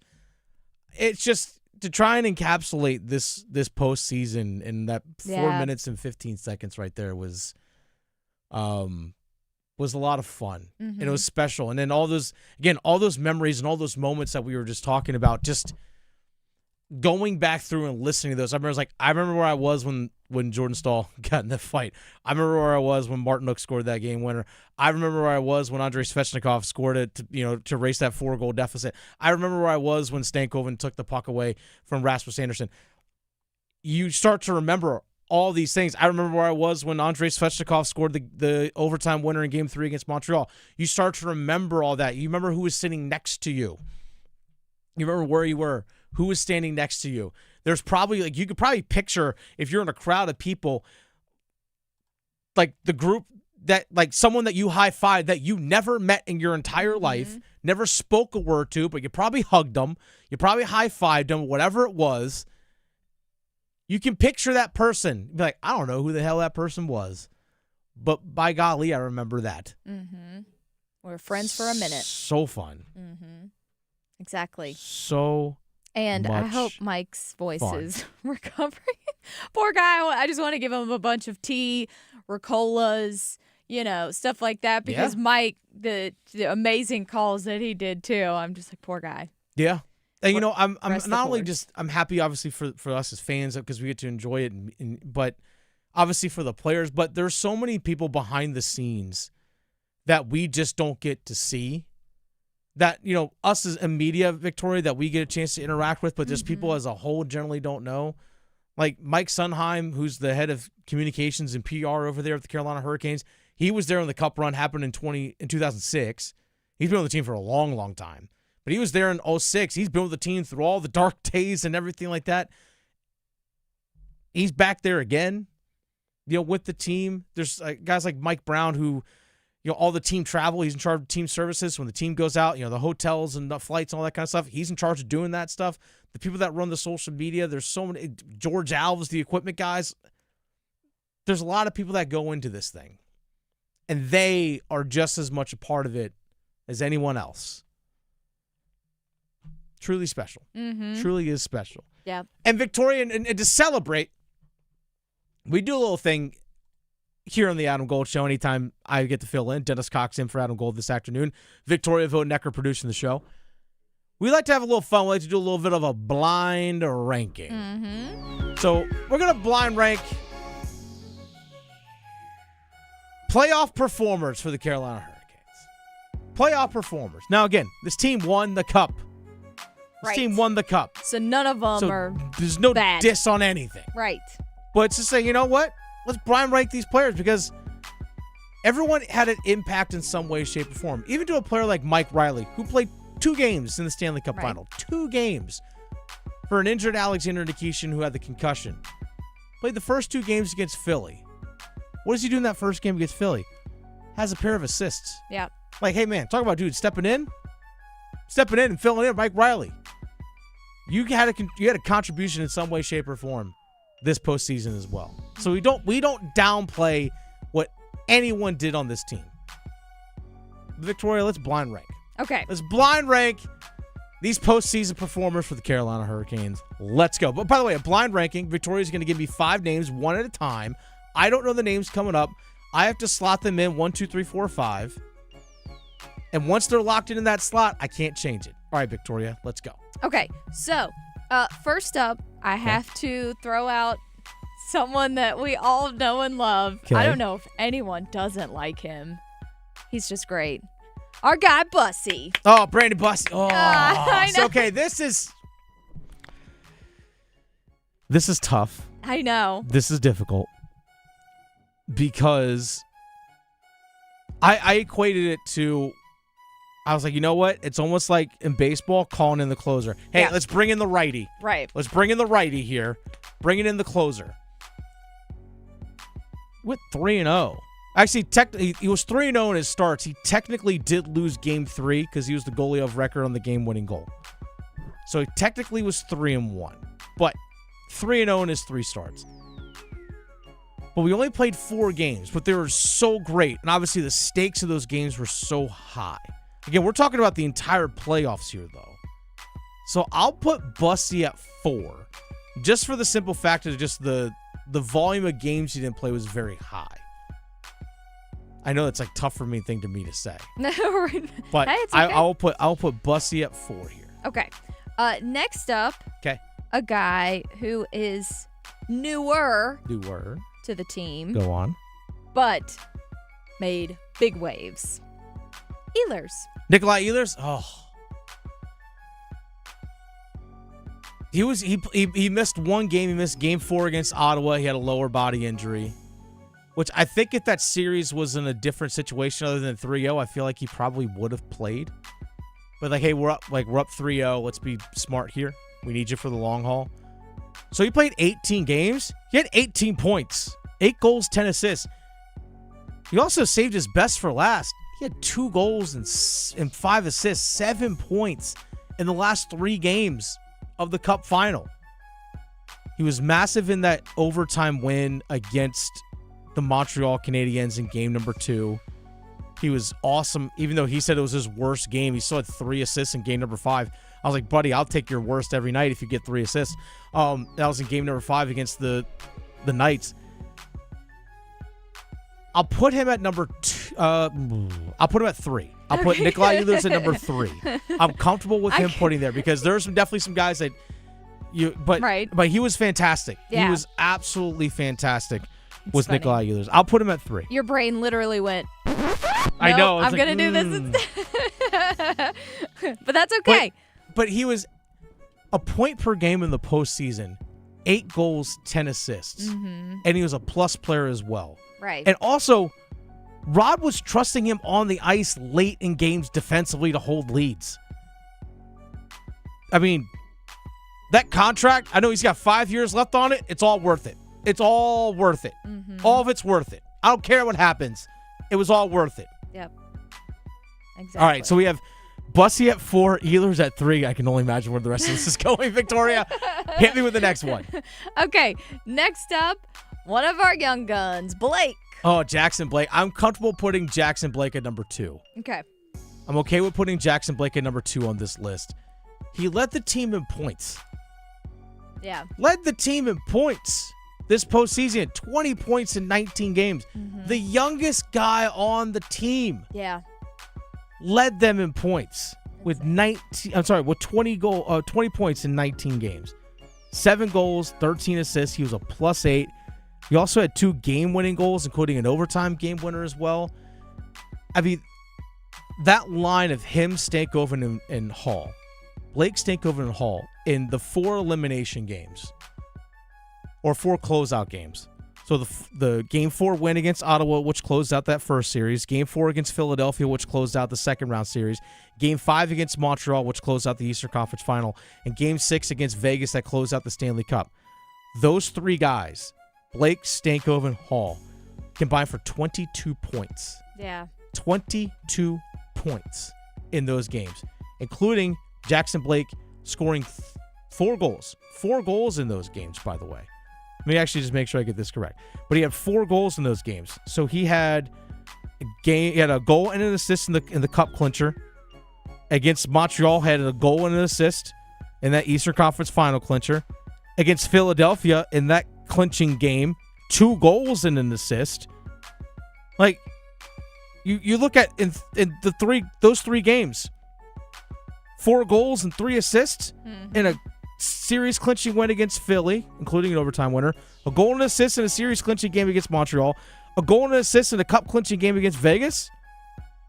Yeah, Jackson Blake, I'll put you at 2. I could easily put him at number 1, right, but I'll put him at 2. This one is a little more difficult because I know a lot of people really wanted more out of him. Mm-hmm. But he was like one of those silent assassins. Okay. Not in the forefront as much. Aho. Sebastian Aho, I will put Aho at 5. I'm comfortable putting Sebastian Aho at number 5 on this list, based off everything that's going on so far. But he got his first goal of the Cup final. It ended up being a game-winning goal against the Golden Knights in game number 5. He only scored 5 goals this postseason. 5 goals. He had 5 goals, 7 assists. He was a +4. 3 of his goals were game-winning goals, Victoria. 3 of his goals ended up being game-winning goals. Now, I know a couple of his goals were empty netters against Ottawa and stuff, but guess what? Empty netters still matter because this first empty netter that he had against Ottawa actually ended up being the game-winning goal in that cup clinching game. I'm sorry, that series clinching win. He was also phenomenal defensively. Especially in the cup final. I thought he was great defensively in the cup final. But I'm okay putting him at number 5. We all were expecting more production from him, Jarvis, and Svechnikov. But defensively, his complete 200-foot game was noticeable. And when we look back on this, we won't sit there and go, well, he only had 5 goals and 7 assists and 12 points in the cup win in the year they won the cup. You know why? Because it's the year they won the cup. Yeah. But I'm okay with, based off every name that you've given me so far, I'm okay putting him at 5. Yeah. All right, so to recap here, our blind ranking on the Adam Gold Show. Dennis Cox in for Adam Gold. Victoria Vonecker producing the show. You gave me Brandon Bussey. Again, we're just blind ranking players from the playoffs this year. You gave me Brandon Bussey. I put him at 4 because he was great in the biggest games, but he only played in the cup finals. So I put him at 4. Then the third name you gave me was Nikolai Ehlers. I'm sorry, second name you gave me was Nikolai Ehlers. I put him at 3. Then you gave me Jackson Blake. I put him at 2. You gave me Sebastian Aho. I put him at 5, which leaves the number 1 slot open for on a blind ranking. Victoria goes to... Everybody, we're doing the stanky leg. I'm okay with putting Stankovven at number 1. He's got that dog in him. I love Stankovven. And somebody on, not Twitter, was saying Stahl. No, I was not going to say Stahl because who wouldn't put Stahl at number 1? Well, of course. Any day of the week. Any day that ends in Y, Stahl is going to be number 1. So that's too easy. 11 goals, 5 assists this postseason. So Stankovven at 1 is fine. Led the team in goals with 11, which, by the way, I think the next highest person on the team were both Ehlers and Jordan Stahl with 8. So he outpaced them by 3. But he was also +8. He started off the playoffs scoring 6 goals in the first 5 games of the playoffs. 6 goals in the first 5 games of the playoffs. You talk about what guys did in cup clinching game. I'm sorry, in series clinching games. He had against Ottawa, he had a goal in the cup in that clinching win. Yep. Against Philadelphia in that series clinching win, game 4, he had a goal. Go to the game against Montreal, Eastern Conference Final Cup clinching game, a goal and 2 assists. And then in the series clinching win against Vegas to clinch the cup, he also had an assist as well. So in every game where the Canes closed out a series, he had a point. A goal against Ottawa, a goal against Philadelphia, a goal and 2 assists against Montreal, and an assist against Vegas. 3 goals and 3 assists in games that clinched a series. Yep. That's a young man showing up big time. And we got him for a while. Got him for a long damn time. Mm-hmm. That's what you have him. He was also in those games talking about plus-minus rating. He was +2, +4, +6. There you go. He had 6 points in 4 games that clinched series. 3 goals, 3 assists, 6 points, and he was a +6. Love it. Talk about performing when the time needed. I said it earlier, and I'll say it again. I've said it multiple times. I'm not afraid to say it again.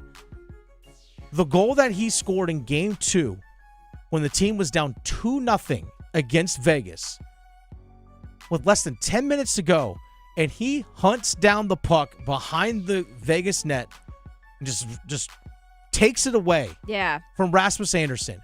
And this comes on a backhand and just throws it in front. He gets a bounce, but guess what? You earned your bounce. Right. You earned your bounce. That's exactly what he did, and he sparked that comeback. As Rob Brindamore said, the team needed someone to just make a play, and he's the one that made it. He's got all the grit. He never gives up. Yes. He never gave up. He always found that extra gear when everything felt, just everyone was tired. So he's, man. That's why I forget because all the games are a blur, but the post-game presser where Rod was asked about Stankovven. Oh, it was Game 2. Yeah. I know exactly what you're talking about. I was And just he about to was go there. Somebody was asking him, well, what would you say about Stankovven in this game and series and playoffs as a whole? And he just beats his chest. He's like, he's got that heart. He's got that dog. Pats the chest can't teach that. Nope. Can't teach it. Stankovven's got Can't it. measure it. I love it. Smallest dude on the ice. I know, right? Smallest dude on the ice. Which, by the way, we will fully and continually easy for me to say, and continuously accept Logan Stankovven apologies. Or apologies for everyone that said, this guy, it's in our comment section. Right. We have the receipts. Mm-hmm. Of everyone that said Logan Stankovven, this team can't win a cup with Logan Stankovven as a number 2 center. Can't win with it. Can't win with it. He's not any good. Can't move. No, get rid of the guy. We will fully accept your apologies. Mm-hmm. And it's okay to admit that you were wrong. It's okay to admit that you were wrong. Yeah, that's fine. Just like with, Bryce haters on his being a little smaller. It's different. If Bryce Young has a Logan Stankovven type performance this season and postseason, then I will say I'm wrong about Bryce Young. That's a different conversation for another time. Which Talia out here throwing just Panther trash. She's talking some trash. Because we were talking about the tattoos. Oh, yes. And she was like, oh, don't have to worry about that, Victoria. Thanks. She's a Seahawks fan. Oh, cool. Yeah, exactly. Cool. Must be fun. Yeah. Don't hate on the Panthers. That's fine. It's what it is. We're used to it. It's what it is. The Adam Gold Show, Dennis Cox in for Adam Gold. So there are again, the final recap again. This was a blind ranking. We finished with Logan Stankovven at 1, Jackson Blake at 2, Nikolai Ehlers 3, Brandon Bussey 4, Sebastian Aho 5. I feel good about that list, Victoria. Yeah. I feel good about that list. But again, everyone chipped in some way, shape, or form. You know what that they list? genuinely did. You know what that list is? What's that? That is a Stanley Cup champ list. That's what that is. You know what all those names have in common? Yeah. They're going on the damn cup, baby. Right. Exactly. Going on the cup. Yeah. Drinking stuff out of it, tossing it around. Going on the cup, baby. Who knows? Who knows what they're doing with it? They were doing stuff with it on Glenwood South in downtown Raleigh last night. Were. I'll just say I'll leave it to the videos. Yeah. I was not there. I was going to bed because I was tired. Yeah. I was tired. Someone asked me on Twitter too. I did not go. No. To that bar last night. No, I did not. I did not go to downtown Raleigh last night. But that's fine.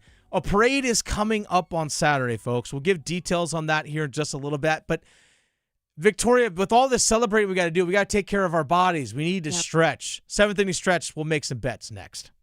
His Zamboni is bigger than yours. The Adam Gold Show on the North Carolina Sports Network. Have you ever considered a career as a public power line worker? Line workers in public power communities keep the electricity flowing to families and businesses. As a public power line worker, you're part of a team that builds and maintains a locally owned and operated electric system. You can work close to home, grow your career, and support your local community by providing safe, reliable, and sustainable electricity. Learn more about public power and careers in public power at electricities.com.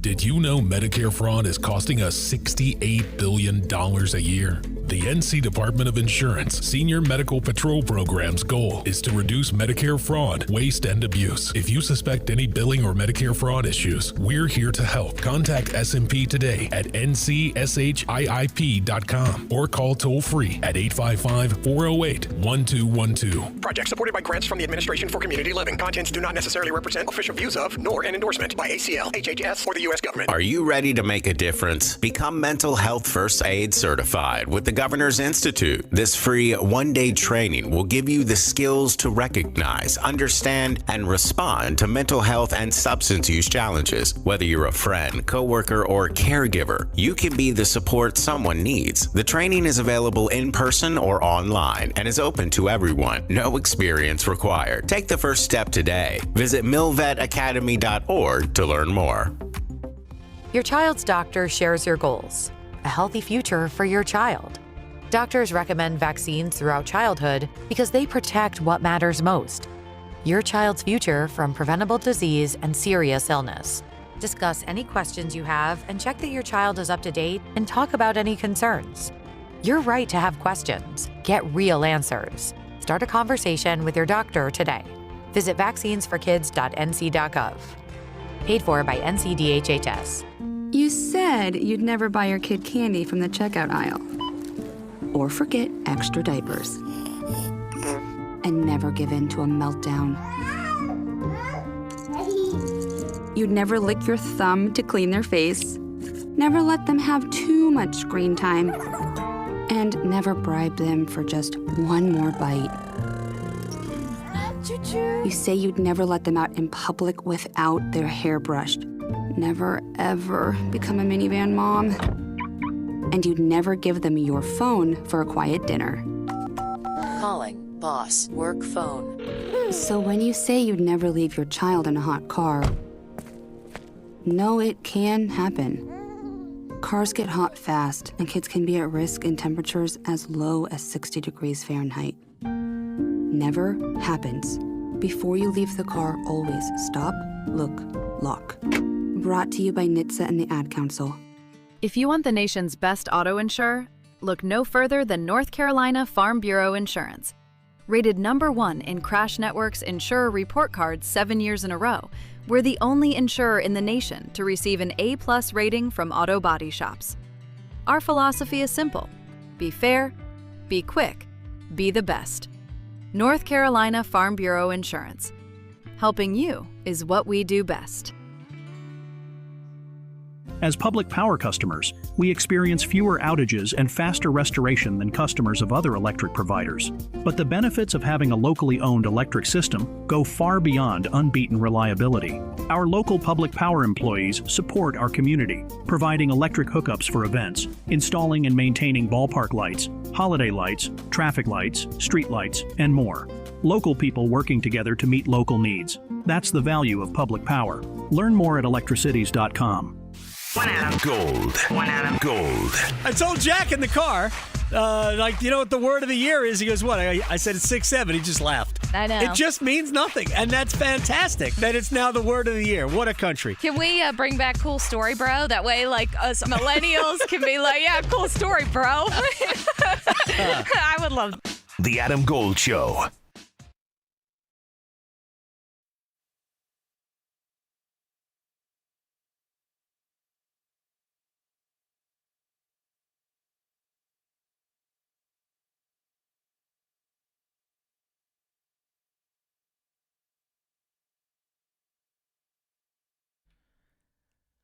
Victoria, you heading to the parade on Saturday? You know, I don't know, because here's the problem. I live not close to No, you don't. downtown Raleigh. And the infrastructure is not built for me to not raise my blood pressure when I go outside of the county I live in. So, That's fair. So I don't know if I will or not because I might actually have a better seat watching it on TV. Nice. So there you go. I think I might stay home and do that. But hey, if anybody wants to go out, I wouldn't blame them for doing that. I think we're going to be setting up doing a show actually on the parade route, which would be a lot of fun as well.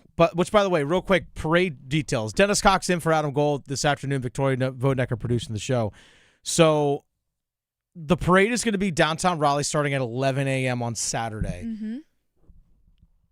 Keep in mind a couple of things. I think it's $10 to park in the parking decks, and I think on-street parking is free. If you can find it. So if you can find it. But that's the thing. Like, it's going to get crowded early. So if you plan on getting there, get there early. All right? Just like for real. Like, yeah. And be patient. Yeah. All right? I get it. So if you want to get there early, set up all that kind of stuff. Even taking Lyfts and Ubers and those kinds of things, you're not going to get right up to where you want to set up on the parade route. You're going to have to get somewhere close and then walk. Okay? But it's going to start on Hillsborough Street in downtown Raleigh, on the intersection of Hillsborough Street and St. Mary's. So right there, just down the road from NC State's campus. It's going to go down Hillsborough Street, further into downtown Raleigh, right to the state capitol, right where Hillsborough Street ends on Salisbury Street. It's going to make a quick little right-hand turn south on Salisbury Street, then a quick little left-hand turn on Morgan Street, and then it's going to turn right down on Fayetteville Street, head all the way down right there in City Plaza, and that's where they're going to have the fan rally and all that stuff is going to be right there. So, again, parking fee, $10 in city-owned parking decks. Parking lots that are privately owned, they can charge wherever they want because they're privately owned. Now, on-street parking, again, is free, but likely will get filled very, very quickly. Victoria, I live close enough where I can, walk, probably taking about a half hour or so to walk to where I got to get to. That's helpful. Where we're going to post up, but I'm going to walk. I'll probably end up walking. I'd have to start walking now. Or, yes, you will. You might get there on time. But anyway, so have fun. Have fun. Enjoy.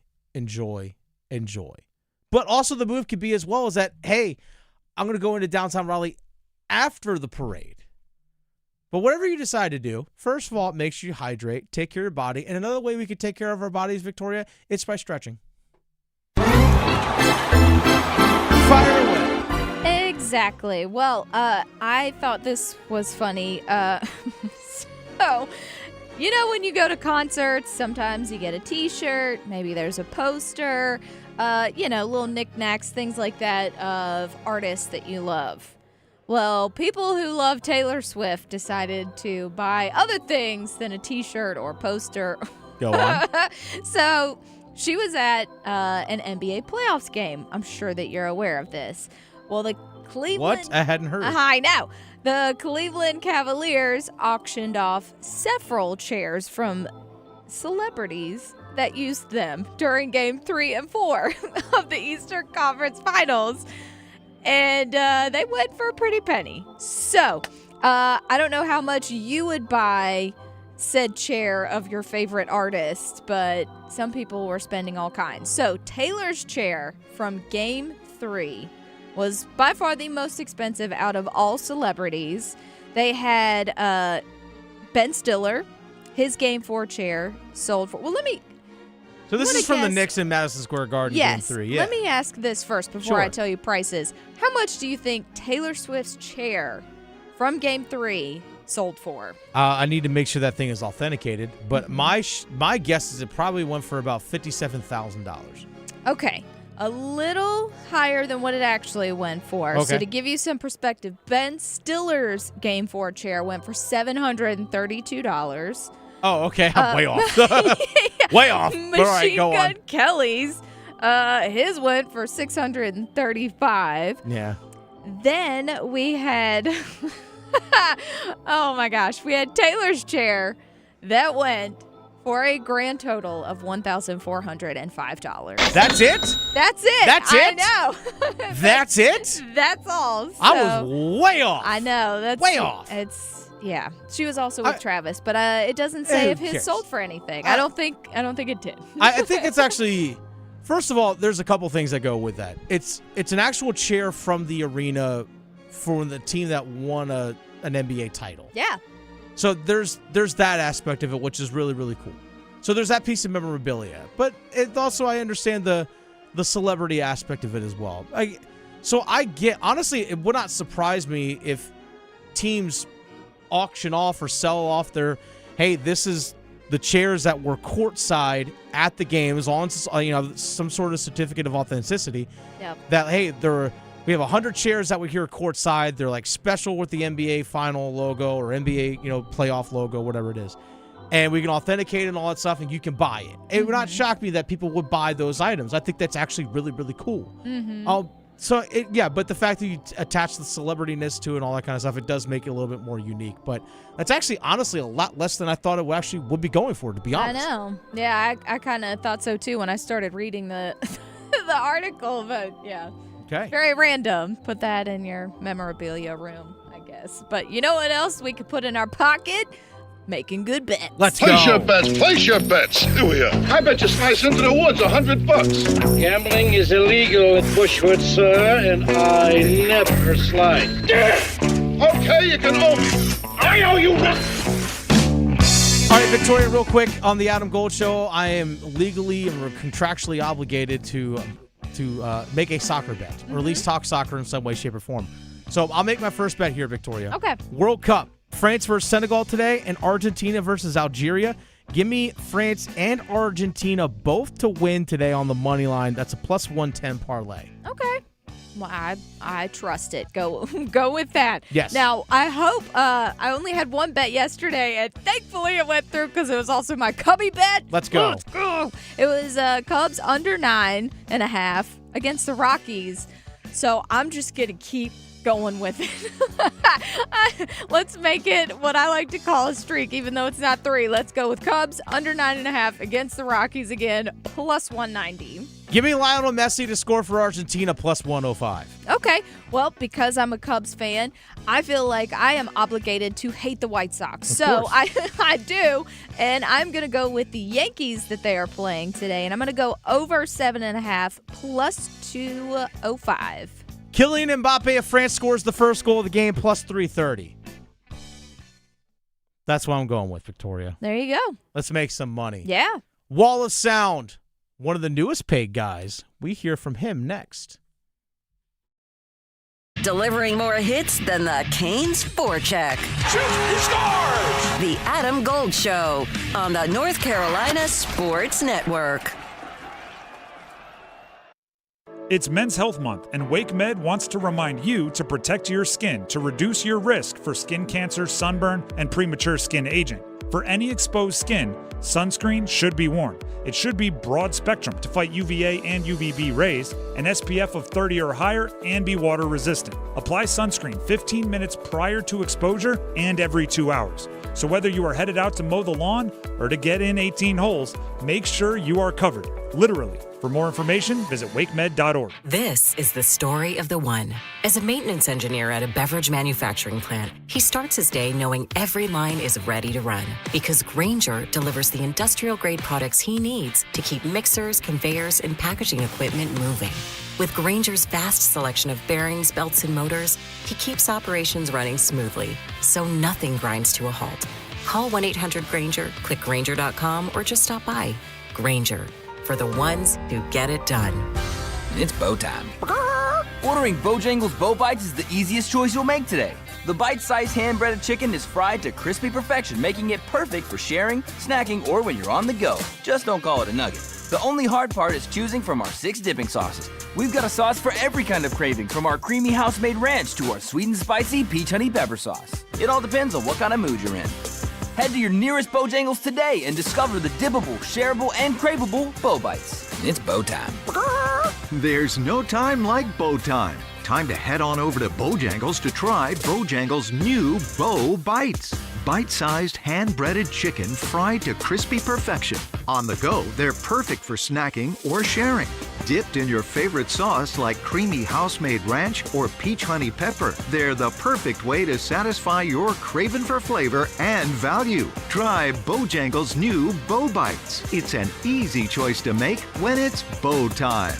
The world's biggest soccer tournament has arrived, and you can trade on the entire tournament on Kalshi. On Kalshi, you can trade every match from the opening stage all the way to the final. Right now, the United States is trading at about 1.5% to win the whole darn thing, which means opportunity. A $10 trade will pay out about $6,000 if they go on to win the world's soccer's biggest prize. On Kalshi, you're not just waiting for that last payout if it happens. You're trading against peers in a live market, meaning there's no house. And as the probability changes, you can buy in and out of your position. For a limited time, download the Kalshi app and use code TIMD, that's TIMD, no spaces, to get $10 when you trade 10. KALSHI, Kalshi. Trade on the beautiful game. 18 plus, restrictions and eligibility requirements apply. Event contract trading involves risk and may not be suitable for all investors. Prices, values, and availability markets may differ from those mentioned. For more information, see kalshi.com/regulators. Gambling problem? Call 877-718-5543 or visit morethanagame.nc.gov. Congratulations to the 2026 Stanley Cup champion, Carolina Hurricanes. Congratulations, Canes, from Surfside Iced Tea and Vodka, proud partner of the Stanley Cup champions. This is the sound of Claire, cooking dinner at home. And that's the sound of a fraud alert from Wells Fargo, flagging a charge for a pricey restaurant in Paris. Considering Claire isn't in Paris right now, that seemed odd to the bank and to Claire. 2 taps later, Claire says nope to the charge, and Wells Fargo is on the case. However you make money work, Wells Fargo can work with that. Wells Fargo Bank, N.A., member FDIC. I'm attorney Brian Ritchie. Getting hurt in a car wreck comes with all kinds of stress and frustration. But when you call me, I'll be on top of all of it. So all you need to worry about is getting better. If you've been injured in a car wreck, I'm on top of it. Contact us at richielaw.com. Broadcasting live from the Eagle Leasing Storage Studio. WCMC HD1 Holly Springs. 99.9 The Fan. The Canes light the lamp here.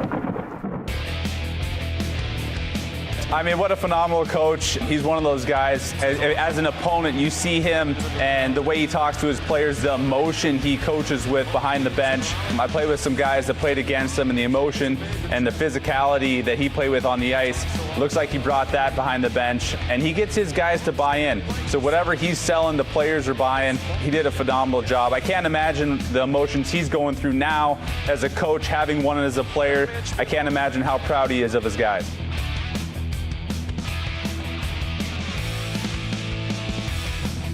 You know, leadership and culture, it's so vital. I've heard a couple people make this comparison, Victoria, when it comes to Rob Brind'Amour. And by the way, we're going to get into the wall sound here in just a little bit. We're actually talking about one of the youngest Carolina Panthers, actually. We'll hear from him. And I know I've talked about this, by the way, on the Adam Gold Show. Dennis Cox in for Adam Gold, Victoria Vonecker producing the show. I've talked about this on a podcast I host regarding the Carolina Panthers. It's called Panthers Playbook. Myself and Chris Lee from WREL TV, people that may have known Chris Lee from his time at WXII out in Greensboro in the Triad.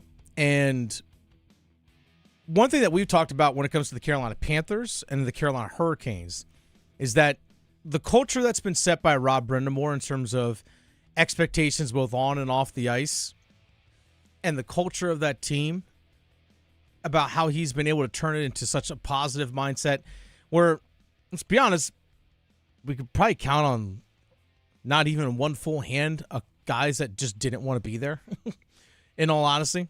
Yeah. Which is, I think, is a positive thing. But guys speak in such reverence of what Rob Brind'Amour does. Everyone buys into what he's doing. And I think we're starting to see in Charlotte with the Carolina Panthers a culture shift. We have seen it. So fortunate for myself covering the Carolina Panthers as well, is that going down to Panthers games and sometimes training camp and things like that, and going into the locker room after games and talking with players and so on, from where it was at the beginning of the 2024 season when Dave Canales first got there, to seeing what it was even midpoint of last season, even early last season, midpoint of last season, and late last year, how different that locker room was in the sense of just the camaraderie in the locker room and the fact that guys pull for each other. It feels like the Carolina Panthers got rid of the bad apples that were spoiling the bunch. They really did. They got rid of those guys. And some of those guys they got rid of not because they weren't talented, it's because, guess what? You don't fit what we're trying to build here. And we saw it last week. So this is we're kind of making that parallel between the Carolina Hurricanes and the Carolina Panthers. Now, it took a long time for the Hurricanes to get to where they are now. It took 8 years. It's the 8th year of Rob Brind'Amour. Now, the culture and everything that they were establishing, they were able to establish pretty quickly, but it was finding the right guys, the right group of guys in order to win the whole thing. That's the process that the Carolina Panthers are in right now. And one thing the Carolina Hurricanes have done, Victoria, is that they were able to identify young players early in their careers and say, you have the traits and the qualities that we want in a player. We're going to sign you to a contract extension. Let's go ahead and get a deal done. Jackson Blake, 1 year with the team, 1 full season with the team, contract extension. Long term. That, by the way, doesn't kick in until July 1st of this year. So he's with the team for 8 more seasons. Yep. Logan Stankovven with the team for 3 months. He was acquired at the trade deadline in 2025, played the last, 17, 18 games with the team, and then obviously the postseason run that they had to the Eastern Conference Final back in 2025. We identify something in you. Yep. Lock it in. Lock it in. Mm-hmm. The Carolina Panthers did the exact same thing with one of their young players in Jalen Coker. And Jalen Coker actually was on with Ian Rappaport as well as with Tom Pelissero of NFL Network, the show they have called The Insiders. So Jalen Coker signed a 3-year contract extension last week, $35 million extension that has the potential to go up to $41 million. He's able to sign a contract extension because of the fact, Victoria, he's only played 2 years in the NFL, but because he was an undrafted free agent, he's actually eligible to sign contract extension because he's not on a rookie contract. It's a weird thing. Yeah. It's kind of like a weird loophole, but it's what it is. But Jalen Coker, who was undrafted in 2024, every team could have signed him. Every team could have claimed him off waivers after training camp in 2024 when the Panthers, now granted he was on the initial 53-man roster, they claimed a bunch of guys from other teams, so then you had to put other guys on waivers. Jalen Coker was put on waivers before the season started. Any team around the NFL could have said, let's go get Jalen Coker. None of them did. So Jalen Coker was asked, what did other teams miss about him? That's a great question. I'm not sure. I am not sure. I think, even coming out of like high school, going into college, I always felt like I had all the tangibles, like everything that I could do on the field. I felt like I did it at a high level, but it's their loss though. And that's why I'm here in Carolina, and that's why we're going to win a lot more football games. Yeah, it is. Yeah. Yeah, it is. Love to hear it. I mean, he's not a small guy. He's not a small guy. He's got great hands. His route running, I think he's great in those intermediate routes, 10, 15 yards downfield. I think he excels in that area. I really think he does. And he's also shown, gosh, look what he did in the playoff game against the Rams. He's having some great moments and everything before that as well. Now, the big question for him, hopefully, is that he just stays healthy. I know he had the quad injury that he dealt with at the beginning of last season. So I know the Panthers are very cautious when it comes to injuries. Again, they've put a lot of investment into a young player that's only played 22 games. They definitely see something in him, but clearly he has that mindset that the Carolina Panthers want. Not just the physical skills, but he clearly has bought into what the culture that they want to have in that locker room. He represents that. Now, with other guys with rookie training camp having taken place, you got mini camps and OTAs and all those things happening. He's the undrafted free agent. He was asked, do other rookies and other guys that are undrafted free agents with the potential of trying to make this Carolina Panthers team or just any other team in the NFL? Jalen Coker was asked, do rookies come to him for advice?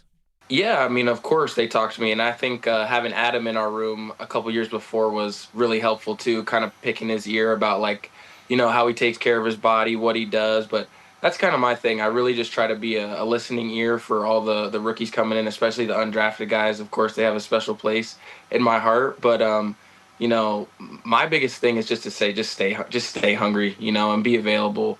Whenever your number's called, just know what to do and make a play. And then just keep doing that over and over again. And then eventually, you know, everything's going to work out. So I think it's just about staying hungry and being consistent.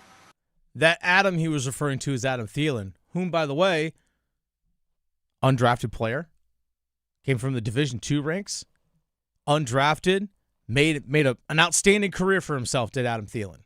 Really did. So that's, again, the passing the knowledge down from one guy to the other. There might be guys like, for example, from Duke, defensive tackle Aaron Hall. Don't be shocked him as an undrafted free agent makes the team. We saw what Corey Thornton, as an undrafted free agent rookie last season out of Louisville, a defensive back, was able to make the team. Even a couple years ago as well, Damani Richardson, free safety out of Texas A&M, made the team undrafted free agent. They're not afraid to find guys that have the right attributes and the right profile, willing them to give them a chance. Now, we saw this Carolina Panthers team, Victoria, last season. They made it to the postseason. Now, they needed help. They needed help in week 18. They needed help from Atlanta to beat New Orleans. But they technically finished in a three-way tie for the top of the NFC South at 8-9. Them, Atlanta, Tampa. Now, they had the tiebreaker to the Carolina Panthers. So they got into the postseason. But people are expecting more, as they should. Jalen Coker, what is the ceiling for this Panthers team? Yeah, I mean, I think our ceiling is, you know, who knows? I think we're going to be as good as we want to be for sure. And, you know, we've got leadership with Coach Canales and, you know, all the vets in the room. I think that we're really, really confident in the team that we have. You know, I think sky's the limit, honestly. I really do like the pieces that we got in free agency. You know, the guys that are here are going to continue to work, continue to grind. So it's just putting everything together, and then I feel like it'll show on Sundays and Monday and Thursday and some primetime games too. Covering all of his bases there. Like Saturday night. The playoff game was a Saturday night when they played the Rams. He's a bright player with a bright future, and you see a player like him, and you hope that he has maybe the career trajectory of a guy like Sean Walker of the Carolina Hurricanes. So again, just trying to connect these two things here. Sean Walker of the Carolina Hurricanes was an undrafted free agent out of Bowling Green. Played college hockey at Bowling Green. Undrafted free agent, goes into the minors, plays in the minors in the LA Kings system, then eventually gets called up, earns his way onto the LA Kings team, plays on their squad for about 5 seasons, signs a contract extension, eventually gets traded to Philadelphia the last year of his deal. Philadelphia in the midseason, or the trade deadline a couple years ago, 2024, trades him to Colorado. Kane signed him in the 2024 offseason to a 5-year deal. And look how awesome Sean Walker was in these playoffs. But again, undrafted free agent player, overlooked in some aspects, that had to grind and earn his way up into being an NHL player. Same thing with Jalen Chatfield. Undrafted player. Played juniors up in Canada. Overlooked in the minors as well. Eventually the Carolina Hurricanes signed him because there were some aspects of his game that they liked. They signed him. Eventually he earns an opportunity to play and plays so well that it was too undeniable. Couldn't take him off the ice. And that's exactly, I see, the path of what Jalen Coker's doing right now. A player that had the attributes, was overlooked, by the way, in a deep 2024 draft class for wide receivers. That we saw 7 guys go in the first round, including Xavier Legette at pick number 32. And heck, the first couple picks of the second round were wide receivers as well, with Keon Coleman and Ladd McConkey. So there's a loaded wide receiver class, and he was just in that mix. Goes undrafted. Eventually earns his chance to get on the roster, starts playing a little bit more. Eventually, hey, this guy's playing pretty well. Let's give him a few more snaps. Keeps playing well. Okay, well, let's give him this other responsibility, see how he handles it. Gets more playing time. Last season, unfortunately, has to deal with the injury to start the season. He's on IR, comes back, eventually plays a little bit more. Then eventually, the Victoria, the last 3 or 4 weeks of the season, you look at the snap counts. It's like, oh, the only wide receiver playing more snaps than Jalen Coker is Tedderell McMillan. Right. This guy's the number 2. Right. He's firmly cemented, and he earned that. He did. Even had it to the point where Dave Canales after the season saying, "Yep, T-Max are 1, Jalen Coker's are 2." Yep. And you know what? Here's a contract now. Yeah. I personally love players like that. Yeah, I love as we the all ones do. who were overlooked, and then they're like, all right, hold my beer. Let me show you what you missed out on. Exactly. Y'all were wrong. And I hope that mindset never leaves him. Yes. I hope same. that mindset never leaves him. Because I know Trip Tracy said this about Jalen Chatfield of the Carolina Hurricanes, and I think that Jalen Coker of the Carolina Panthers probably has the same mindset. Trip Tracy said this about Jalen Chatfield in the postseason. He was on the guys with Spit and Chicklets. And he said that Jalen Chatfield plays every single game like he still has something to prove. Even though he's in the second year of a 3-year contract that he signed, he still plays every single game that he has something to prove. And you know what? He ended up proving year after year. He proved a few years ago that he should be an everyday NHL player. He proved that. He proved last season that he could be an everyday top 4 defenseman in the NHL. He proved that. This year, he proved he could be a top pairing defenseman in the NHL. Always something to prove. And you know what he's done along the way, Victoria? He won a Memorial Cup in juniors, which is the top championship in the Canadian Hockey League juniors up there in Canada. He was the captain of the Windsor Spitfires when he won that. When he was part of the Canes organization, when they put him down with the Chicago Wolves, he won a Calder Cup there, the AHL championship, and now he's won a Stanley Cup. He's a Triple Crown winner. Everywhere he's gone, he's succeeded, and his teams have won. I hope that happens with Jalen Coker as well. It's the Adam Gold Show. Dennis Cox in for Adam Gold this afternoon. Victoria Vodenecker producing the show as always today. That's me. That is you. Victoria. Yes.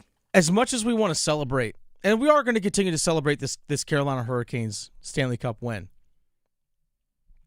Do you know that 2 weeks from tomorrow is free agency starts? Wow. NHL free agency is 2 weeks away. That happened fast. So the Carolina Hurricanes actually have some decisions to make with a couple of players. The buyout window starts tomorrow, which it's 48 hours after the last game ends, so basically tomorrow. The buyout window is open, and also there's one very important player that they need to make a decision with regarding his future. We'll discuss that next on the Adam Gold Show. Still arguing whether hockey or golf has the tougher dress code? The Adam Gold Show on the North Carolina Sports Network. Listen every afternoon for The Drive with Tim Donnelly. Let me officially put to rest and retire some phrases that I have heard too many times. Let's retire Rod Brindamore's system can't win a Stanley Cup. Let's retire Sebastian Aho can't be a Stanley Cup champion first-line center. Let's retire the goalies aren't good enough for the Stanley Cup. The Canes won. Retire them. The Drive with Tim Donnelly, 3 to 6 on 99.9 The Fan. Ever catch yourself hiding your smile in photos? If you're dealing with stained, uneven, crowded, or missing teeth, you're not alone, and you don't have to live with it. At Chapel Hill Family and Cosmetic Dentistry, Dr. James Ferguson and his team help patients transform their smiles every day using treatments like veneers, dental implants, and so much more. Whether you want a small refresh or a complete smile makeover, your plan is designed just for you. Come see what's possible. Visit chapelhilldds.com to request a consultation today. John always listens to his truck. So when his brakes start talking, he goes to AutoZone, where a helpful AutoZoner gets him the right parts. If John has time to put them in, he borrows a kit with Loan-A-Tool. And if he doesn't, he gets a free shop referral. No hassles, just help. Everything you need, nothing you don't. Get in the zone, AutoZone. Deposit required for Loan-A-Tool. Restrictions apply. Credit card interest rates are now over 29%, and most people are only making the minimum payment, so they're getting nowhere. Hey, it's Dennis Cox for Loan Pronto. But here's what many homeowners don't realize. Using the equity in your home, you can easily access hundreds of thousands in cash. With Loan Pronto's Rapid Equity Loan, you can pay off your credit cards, your existing HELOC, your car loans, or get money for that home improvement project. One client just got $100,000 approved and saved over $1,500 a month. And here's the best part. With Loan Pronto, you can do it all from your phone with zero out-of-pocket, no hard credit pull up front, no appraisal, no long drawn-out bank process, and no touching your first mortgage. Rates are at near 3-year lows. Act now. Go to loanpronto.com. See how much you can get in about 60 seconds. Loan Pronto, 2,800 5-star Google reviews. Call 919-381-1760 or visit loanpronto.com. 919-381-1760, loanpronto.com. Equal housing lender, NMLS 166171, NMLSconsumeraccess.org. From the people who brought you It's the Dog Park comes. Your dog is limping, but she seems fine. Plus, you've heard they can fake it just to get what they want. So what's the deal now? You're being gaslit. Protect your dog from injury and illness with Progressive Pet Insurance. Oh, now she switched legs. What a diva. Progressive Casualty Insurance Company and affiliates. Not available in all states or situations. Coverage subject to policy terms. Yeah. Can you pass me a Baja? A what? Mountain Dew Baja Blast. Try it. It's tropical at first. Then the lime flavor hits. Oh, okay. That's crisp. Tastes like vacation. Right? Mm-hmm. And it's mine now. Have a Baja Blast. Right now at Handy Hugo's, buy a 20-ounce Mountain Dew and get another for just $1. Do the Dew at Handy Hugo's today. Some of life's most meaningful moments are in summertime. Anniversary dinner, weekend getaway, sunset toast to another beautiful year together. Celebrate your story with a gift as timeless as your love from Bailey's Fine Jewelry. From classic diamond bracelets to elegant watches and stunning anniversary bands, Bailey's helps you mark every milestone beautifully. This summer, celebrate the moments that matter most. Visit Bailey's Fine Jewelry in Raleigh, Cary, Greenville, Rocky Mount, and Charlotte. Every woman wants a Bailey box. This is Adam Gold. We're going to have Seth on the show next week when he gets back from vacation. He was by a pool. What are you doing? Get off Twitter. It's nicer to be on Twitter when you're by a pool anyway. No, just stop. Stop engaging with people. The Adam Gold Show.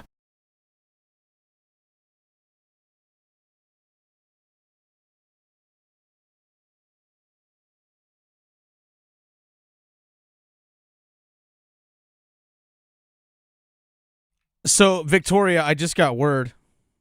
Yes. I want to make sure I confirm this because we were celebrating a Carolina Hurricanes Cup win, right? Mm-hmm. So, apparently I want to make sure, apparently the Raising Cane's here in Raleigh Oh, yeah. is doing like chicken tenders with Andrei Svechnikov today. Oh, yum. Yeah. I think it's at 4 o'clock. Okay. So be careful going down Hillsborough Street, Raleigh. Yeah, might be a little busy. Might be. That sounds fun. Yeah. Not going to lie. I'm not going to lie. I still have not tried Raising Cane's. Oh, Even yeah? though I want to. It's on the to-do list, but I have not tried, and I've heard it's amazing. I haven't actually... Have I? No, I actually haven't been to the Raising Cane's. I haven't actually... No, I take this back. I haven't been to the Raising Cane's here in Raleigh. I haven't been to Raising Cane's in about 15 years. Okay. So it's on my list as well. Yeah. It is on my list. Never had it. Hopefully they have a good sauce. Because if you're having chicken tenders, like, you need a good sauce. You don't always need a good sauce, but it's good to have a good sauce. Like honey mustard. Honey mustard's not a bad choice. Homemade honey mustard. Honey mustard's not a bad choice. Legit. Not a bad choice at all. Honestly, sometimes just good ketchup works. Sometimes good ketchup just works as well. So anyway, I just want people to be aware of that. Parade also on Saturday for the Carolina Hurricanes. So again, if you're venturing in and around downtown Raleigh, first of all, be safe. Always. Always be safe. Be smart, okay? If you're going with a bunch of people and everyone's going to have a good time, have a couple of fresh beverages out there, make sure you have a plan. Just be smart, be safe. I want everyone to genuinely enjoy their time. I really do. Enjoy your time. Enjoy this moment. Celebrate. Yeah. But I also want everyone to get home safe doing it. Yeah. You know? You want to be around tomorrow to keep celebrating. Exactly. So you can sit there and go, hey, remember when? Remember when? Yeah. That's what we all want. It's the Adam Gold Show. Dennis Cox in for Adam Gold this afternoon. Victoria Vonecker producing the show. Victoria, this Carolina Hurricanes team only has, of the 24 guys on the roster that just lifted the cup over their heads, 24 guys on the roster. The only guys not under contract next season are Freddie Anderson, Mike Raleigh on defense, Nick Delorier. Those three are unrestricted free agents. And there's a restricted free agent in Alexander Nikishin, who is under player control by the Carolina Hurricanes this upcoming year, which, by the way, I don't even think that he's eligible for an offer sheet by another team because of it's a weird thing with like age and amount of games played and those kinds of things like that. I don't even think he is offer sheet eligible. Actually, according to our good friends over at Puckpedia, he's ineligible to get an offer sheet from another team. So another team can't just sit there and offer him like, hey, we're going to offer you 7 years or 6 years at $9 million a year. And if you sign this contract and the Canes don't match the offer, then the Canes get a bunch of picks in return. So Nikishin's not going anywhere unless the Carolina Hurricanes choose to move him. So that's it. So Victoria, looking at this team, not a whole lot of moves to make. I love it. Not a whole lot of moves to make. That means a lot of promise. So if you look at the NHL buyout window, so teams can buy out contracts of players. So a team can only complete a buyout for a specific window. It opens on the latter of either June 15th or 48 hours after the Stanley Cup final ends. And that buyout window closes on June 30th. So they have the players that are bought out have to be bought out before free agency starts at the beginning of the new league year. So, Victoria, yesterday was June 15th, but again, it's the latter of either June 15th or 48 hours after the Stanley Cup final ends. Well, the final ended on 11 p.m. on Sunday, right. June 14th. Yep. So basically 11 p.m. tonight Eastern is when teams can start buying out players. Now, there's always a cap ramification of how long that player has been in the league, how old that player is, how long they've been in the league, the size of their contract, the length that's left on their contract, how much the cap hit can be for a player. The popular name that's being floated around there is Jesperi Kotkaniemi. Now, the Carolina Hurricanes can trade Jesperi Kotkaniemi to another team if they so choose to get some sort of asset return. They can trade Jesperi Kotkaniemi and the 4 years that he has left on his contract for, I don't know, a late round pick and like a mid-level prospect, something along those lines. He has 4 years left on his contract, does Jesperi Kotkaniemi, whom, by the way, has a modified no-trade clause. He has a 10-team no-trade list. So he has a little bit of control about where he can and cannot go, but he can always waive that if necessary. So to buy out Jesperi Kotkaniemi's contract, this year's cap hit, he makes $4.82 million a year on average annual value. That's his cap hit. If they buy out his contract, the salary cap hit this year is just over $850,000. Then for the next 3 years, in 27-28, 28-29, and 29-30, the salary cap hit is only $470,000. But then you go 4 more years after this, because he has 4 more years left on his contract. So the buyout is the length of the contract times 2. So he has 4 years left on his deal. Multiply that by 2. You have some salary cap hit for 8 seasons. But in 2030, 31, 31, 32, 32, 33, and 33, 34. So the 4 years after his contract expires, his cap hit again is just over $850,000. That's not much of anything. And this is a team in the Carolina Hurricanes that can afford to do a buyout if necessary. Now, ideally, you would like to potentially trade him. The question becomes, though, are other teams willing to accept the full salary that he is currently making? Do they want to pay $4.82 million? Because the question becomes, well, can you afford to do that on top of still trying to make the other moves that you want to make? Signing your own free agents and so on. I firmly believe, just based off the role that Jesperi Kotkaniemi has played this season with the team, he did not dress for a single postseason game. He played 42 of 82 regular season games, which, by the way, you need to play in 41 regular season games to automatically guarantee your name is going to be on the Stanley Cup. So his name is going to be on the Cup as it should be, as it 100% should be. But his days are numbered with the team. He could get traded. He can probably possibly get bought out. But I don't see him in a Canes uniform going forward. So either this Canes team, Victoria, is going to save $4 million basically a year for the next 4 years in order to buy out his contract, or they're going to save $4.82 million a year on the salary cap because they trade him. Now, granted, if they get a player in return, there's a lot of different things that could go into that. But that is probably the first big move that we'll see this team make. And the second question is, what do you do with Alexander Nikishin in his contract? That's a big question. Big question. There are some other restricted free agents, Victoria, that could be offer sheet eligible, but in that same classic category as Alexander Nikishin. Like Brent Clark of the LA Kings. Had 40 points this season. He's a restricted free agent defenseman. Jamie Drysdale from Philadelphia, restricted free agent defenseman. Simone Nemec, Jordan Spence, some of these other guys across the NHL. The question is, where is Carolina comfortable in terms of contract length for him? Because, Victoria, there are teams around the NHL that look at what Alexander Nikishin is in terms of his size, his skating ability, the power of his shot. Mm-hmm. Teams covet those measurable traits. They really do. The question is that the Carolina Hurricanes have to ask themselves and have to answer for themselves, and they have a short window to do it. What is the long-term projection of what Nikishin is going to be?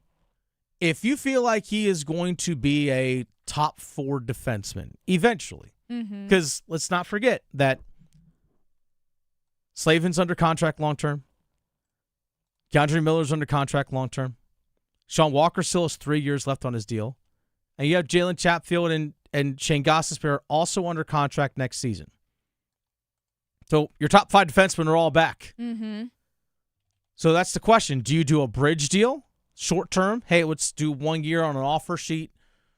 1 year on a tender. 2 years on a tender. Like a bridge deal, do you sign? Do you agree to? Then we'll discuss free agency again in a couple years.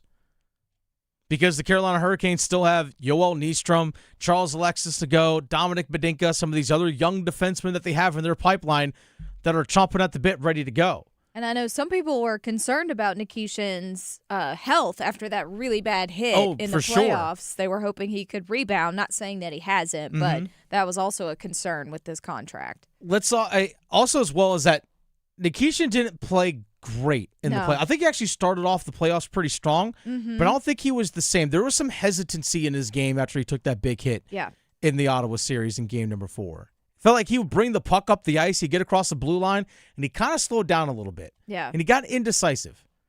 So that's a little bit of a concern, is that, okay, is this just your rookie first time actually really experiencing a first full season in the NHL, kind of hitting a bit of a wall? Or is this who you're going to be? That's a tough decision to make. Let's not forget, last year, Jackson Blake, as a rookie, struggled in the playoffs. Really did. And I heard people up in the press box and people whose voice has been on this airways before have said, I heard people say it, that they might have to move on from Jackson Blake. Get what you can for him because he might not be built for the playoffs. And I say, y'all are reacting way too quickly. I'm glad they didn't listen to that. Exactly. 100%. I say some of y'all are reacting way too quickly off one postseason. Way too quickly. And he had a hell of a year. Mm-hmm. He had a hell of a postseason. Big time. So that's the question that you have to, like, how much are you willing to be patient? Now, if you're Eric Tulsky, who ain't afraid to go Big C fishing, shout out to the Big Rock tournament and the 919 point now Marlin that got caught. That thing's a monster. That is a kaiju. That's exactly what that is. But he's not afraid to go big game hunting. So if he wants to go make a move for another defenseman that can make their core even stronger, that could be solidified right now, Nikishin's the guy to move. Again, you only move Alexander Nikishin if you're getting something big in return. Mm-hmm. But these are questions that you have 2 weeks to answer these. 2 weeks. You just hoisted a cup. You're like, all right, awesome. Holy crap, next year's right here. Right. And they got the drafts coming up next week as well. Restart. There's a lot. There's a lot that's going to happen in a short period of time for Eric Tulsky in that front office. Yep. A very short period of time. But until then, we got a parade to celebrate. Yeah, we do. We got a parade to celebrate here on the Adam Gold Show. Dennis Cox in for Adam Gold this afternoon. Victoria Vodenecker producing the show. We want to give people maybe yesterday that didn't have a chance to celebrate. We'll open up the phone lines. We're gonna continue to celebrate this cup win because it was just 2 days ago. We're gonna continue to celebrate this cup win. So we'll open up the phone lines. 919-860-5326. 919-860-5326. If you want to share a fun moment about the Carolina Hurricanes win, if you didn't get a chance to do it yesterday, we'll open up the phone lines for you. 919-860-5326. We'll open up the phone lines here for the last about 20 minutes of the show so we can continue to celebrate this Carolina Hurricanes Cup win. If you didn't get a chance to do it yesterday, lines are open. 919-860-5326. Next. Asheville to Wilmington, Boone to Durham, the Adam Gold Show on the North Carolina Sports Network. Hey, it's Adam Gold from my friends at FanDuel, America's #1 sports book. It is the biggest stage in the world, the most popular sporting event on the planet. Billions of people, not hundreds of millions, billions of people. And FanDuel changing the game because sometimes your player gets subbed off and your bet goes with them, but not with FanDuel. If your guy, let's just say he's a striker that plays in the Saudi Pro League, he gets subbed off and they bring on a winger who plays in the Premier League, you get that guy instead of the guy who went back home maybe to Saudi Arabia. I don't know. FanDuel.com/local. FanDuel.com/local. That's FanDuel.com/local. Come on. It's the biggest sporting event on earth. FanDuel. 21 and over and present in North Carolina. Gambling problem? Call 877-718-5543 or visit morethanagame.nc.gov. If you want the nation's best auto insurer, look no further than North Carolina Farm Bureau Insurance. Rated #1 in Crash Network's Insurer Report Card 7 years in a row, we're the only insurer in the nation to receive an A+ rating from auto body shops. Our philosophy is simple. Be fair, be quick, be the best. North Carolina Farm Bureau Insurance. Helping you is what we do best. Carolina Complete Health, from neighborhoods in Charlotte to families in Greensboro, Raleigh, and Durham, all the way to Asheville and Wilmington, and everything in between. We are here for communities across North Carolina, connecting you to the care and support you need. We are here to make healthcare easier to access and understand. We are here to bridge the gap, because your health matters. Your community matters. You matter. We are here for your health. Visit hereforyourhealthnc.com. Electricity. It's what powers our lives. From the ordinary to the extraordinary. Across North Carolina, 26 electric cooperatives serve 2.8 million people. And we are committed to delivering reliable, affordable power.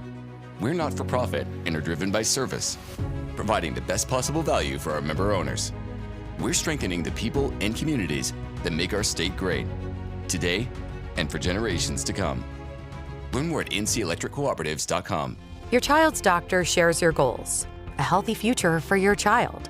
Doctors recommend vaccines throughout childhood because they protect what matters most, your child's future from preventable disease and serious illness. Discuss any questions you have and check that your child is up to date and talk about any concerns. You're right to have questions. Get real answers. Start a conversation with your doctor today. Visit vaccinesforkids.nc.gov.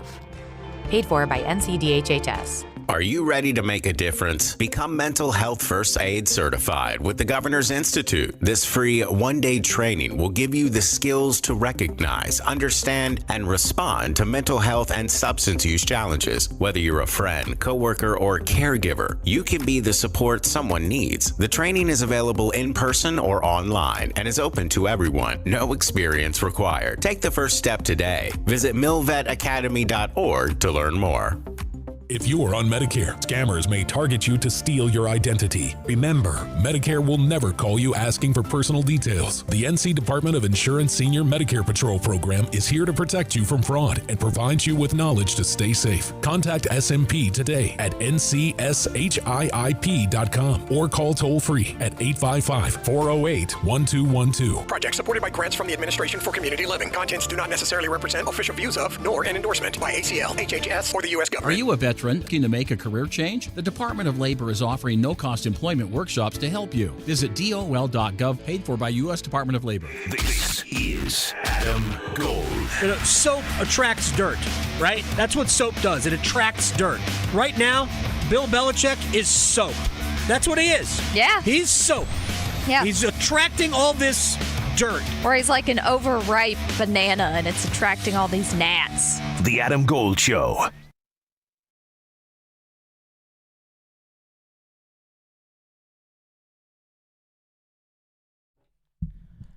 I know I'm going to be jumping around at the Canes Parade this coming weekend. That's for darn sure. Heck yeah. Saturday, I like to pace myself. Mm-hmm. Pace myself. It's the Adam Gold Show. Dennis Cox in for Adam Gold this afternoon. Victoria Vodecker producing the show. Adam will be back tomorrow. He's on a plane back from Vegas. Mm-hmm. He'll be jet lagged, and you know what? Worth it. Yeah. Worth every single bit of lost sleep. Yep. Every bit of tiredness. Worth it. Yep. When your team wins. And I know we want to give everyone out there a chance to be part of the celebration. I know yesterday some people here on the Adam Gold Show were calling in, calls were trickling in, and so on and so forth. But we want to open up the opportunity for people to call back in once again. 919-860-5326. No matter where you are, feel free to call in. 919-860-5326. We'll take callers here for a short bit. Including, we'll start with Ginger in Middlesex. Ginger in Middlesex. How fun was this Canes win for you? It was awesome. I've been following them since the beginning, and just so proud. I'm so excited to see them win. It's just awesome. But I wanted to tell Victoria that my daughter said she is not eating any more magical Cheez-Its until the season starts. Yes, I love this. I'm telling you. We got a revolution going.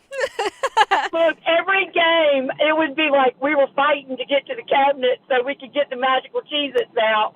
I love this so much. This is fantastic. See, I'm trying to get Cheez-Its to sponsor us. I mean, yes. Cheez-Its should be a Caniac. The box is red, so.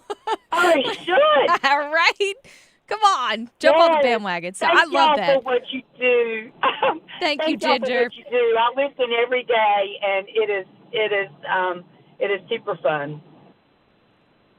Ginger, thanks so much for calling in. Ginger out there in Middlesex, thanks for so much for calling in. And Victoria, you started a trend here. Oh, my gosh. Lucky Cheez-Its for the Carolina Hurricanes. I love it. I love Ginger. I love her daughter. I'm so glad. Like, that makes me so happy. So, yeah, I know. We got to get this goal. Hey, it worked. I'm sorry. That 4-goal deficit that we had, I broke them Cheez-Its out in the third period. See? So... People probably telling you, why didn't you do it in the first, Victoria? Because you can't do it too soon. That's true. Can't do it too Timing's soon. important. Timing's everything. Timing is important. Yeah. Big shout out to Ginger from Middlesex for calling in. 919-860-5326. 888-266. The Magic Cheez-It strike again. Let's go to Seth out there in Sanford. Seth. Hey, man, what's up? I appreciate you how calling you guys in. doing? How fun was this? How Yeah. fun was this cup run for you?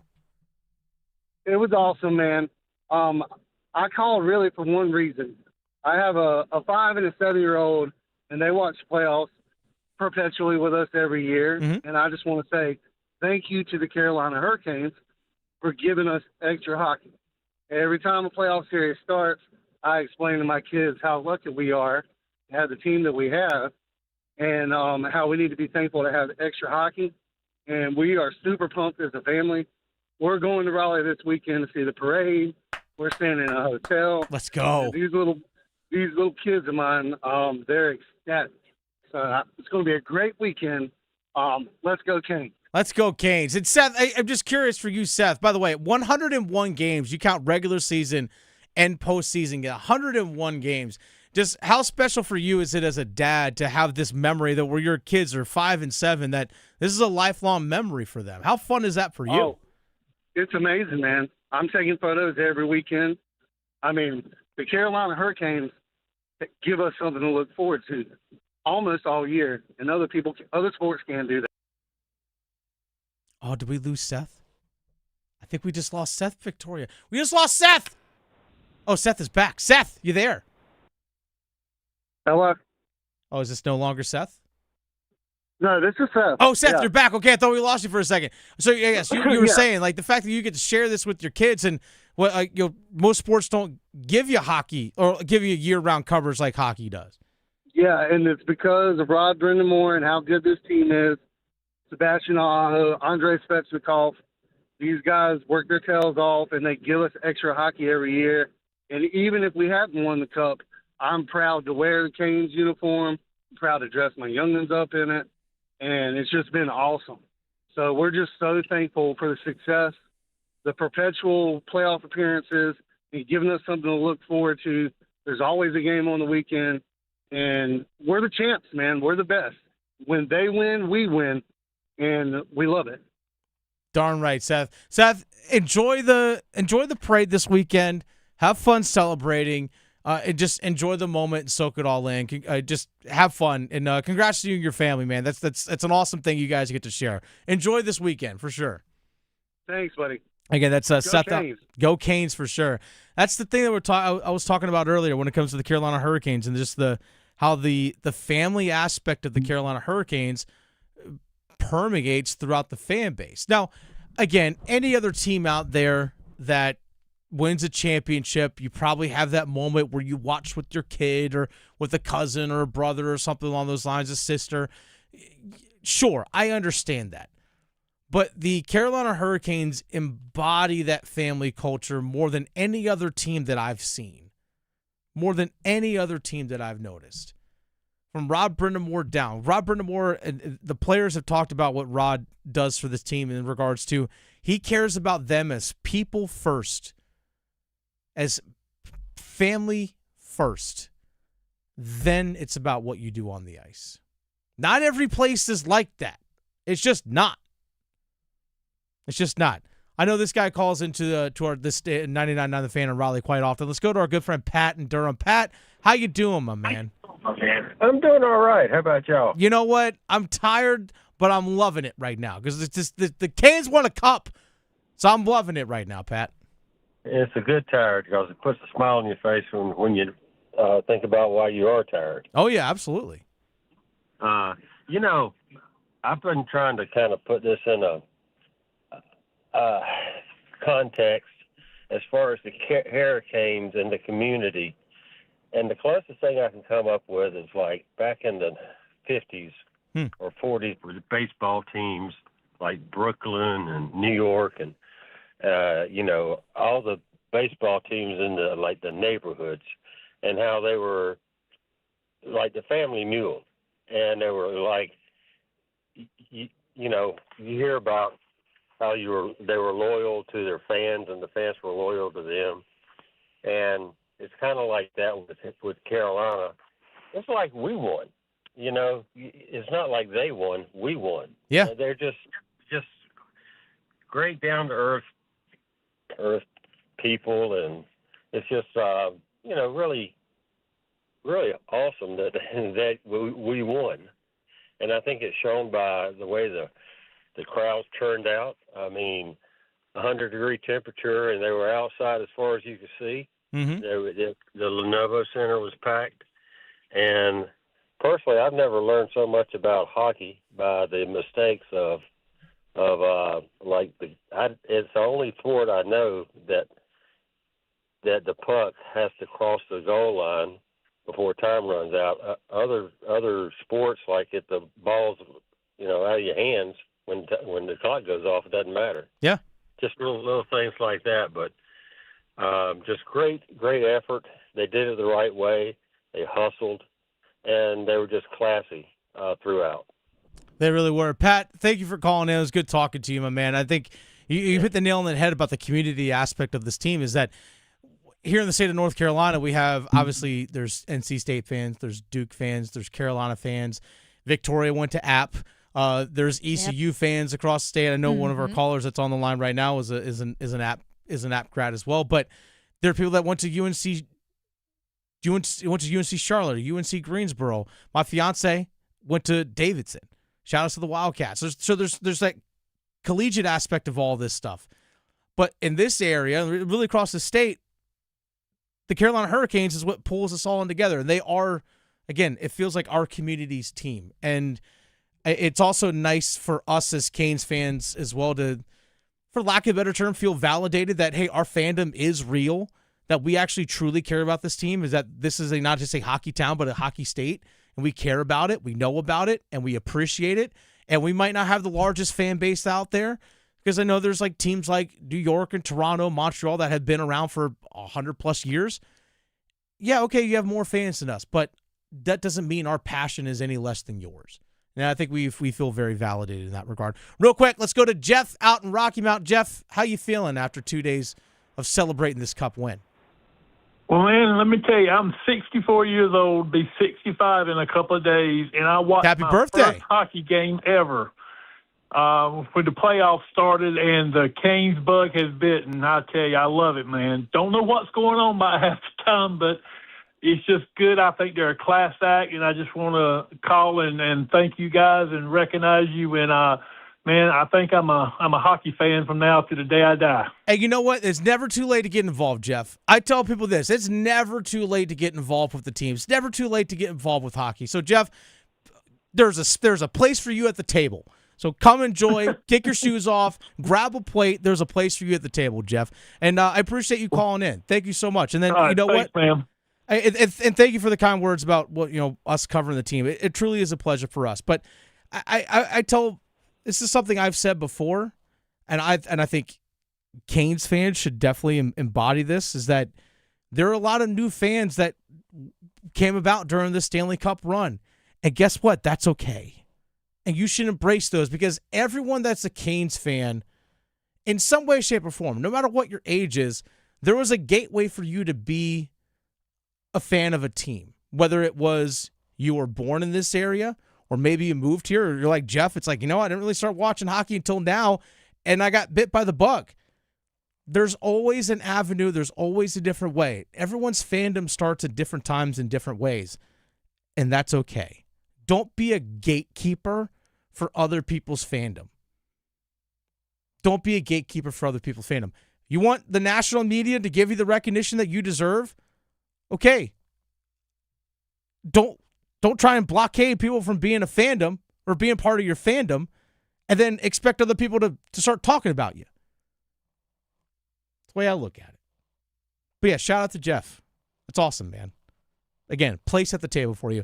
And we're going to close off the callers here on the Adam Gold Show. Dennis Cox sitting in for Adam Gold this afternoon. Victoria Vodenecker producing the show with our good friend Micah in Mooresville. Micah, how are you feeling, my man? I know you've been celebrating this Canes win for a couple days now. You've been anticipating this for a while. How are you feeling after this Cup, man? How you doing? Let's go. I'm doing well. Sorry, there's an airplane flying over me, so hopefully I'm okay. No, well, you're all good. Say, good job, filling in. I love it when you're able to take the show in your own hands. But, I appreciate that. I do want to say I wanted to mention Sean Walker. I mean, I'm happy. Obviously, it's an unreal feeling. Like, It's we've my waited guy. 20 years. It's amazing. But Sean Walker, dude, this dude was great the whole playoffs. But like something, I mean, he always has a little bite, in the regular season. But like once it hits the playoffs, you have to bring that extra bite. And he turned into a different guy. He is stepping up, open ice hitting their best players. Like when they get the puck, they're genuinely looking up and they're worried that he's going to come and open ice hit them. And he just has that like little pit bull mentality in there. And he puts some fear into those guys. He also hurt a couple guys. You never want to do that. But like, I mean, that dude is he is a dog. He deserves it all. Like the whole team deserves it. But special shout out to Sean because he made every shift he played super exciting to watch. Micah, you know that I'm as big a Sean Walker guy as anyone there is out there. You know this. Yeah, and the physicality ramped up. I remember, Micah, I talked to Rod before the playoffs started, and I asked him about Sean, just about the physicality that he brings. He's like, man, Sean's got dog in him. Like, he really does. Like, he might not look like it, and he's honestly genuinely one of the nicest people I've ever met. But he gets on the ice, there's just something that switches. It really does. And that hit that he had on William Karlsson, which was a clean hit, but knocked William Karlsson out of game number 5, was a massive point in the series because it impacted how Vegas was able to play Micah. I think you hit the nail on the head. And he stepped up on Brett Howden multiple times, and Brett Howden was turning into the best player on the ice. Like, I mean, he was thinking twice, and I just can't wait till we play the Senators next year so he can get a lick back on Ridley Gregg for that cheap shot. Yes, absolutely. Oh man, I'm not gonna lie, I forgot about that. That was the definition of a sucker punch. Sean Walker's only had to fight one time in his career. He was actually earlier this season. He might drop it in that regard. He might drop him in that regard, Micah, just for you. He might do that. All right, Micah. Micah, by the way, I hope your daughter's doing well because I know you had a child that was born pretty much the exact same time that Sean Walker did. So, congrats to you, man. I know you had a birthday recently. Happy birthday to you, my man. Micah, you be good. We'll see you around. You take care, sir. Appreciate it, man. Absolutely. That's Micah in Morrisville calling in. Victoria, I know we only have a minute left here, but it is really fun. Again, Canes fans celebrating this. Like, you heard Jeff and Rocky Mount being like, hey, man, I'm new to this thing. He's over 60 years old. I'm new to this, but hey, I'm all in. I love that. I love what that's doing. And like Pat and Durham said, this is it. Not only did they win, it felt like we won too. And that's what makes it so darn special. So great. And you know what? I've run into Canes players around different parts of town. Yeah. And you know what? They're just like everyday people like you and me. Of course. And that's why I love hockey guys. Because they're fun. just like normal people. They're just average dudes. I love it. Yeah. I love it. Adam Gold will be back tomorrow. Thank you, everyone, for tuning in today. Let's keep celebrating this cup win this week. Victoria, thank you as always. Till next time, we bid you adieu. Goodbye. And good night. Delivering more hits than the Canes forecheck. He scores! The Adam Gold Show on the North Carolina Sports Network. You hear that? That's the sound of Pepsi Zero Sugar. The better tasting, more refreshing Zero Sugar Cola. Listen to that endless pour. If it sounds this good, just imagine how it tastes. So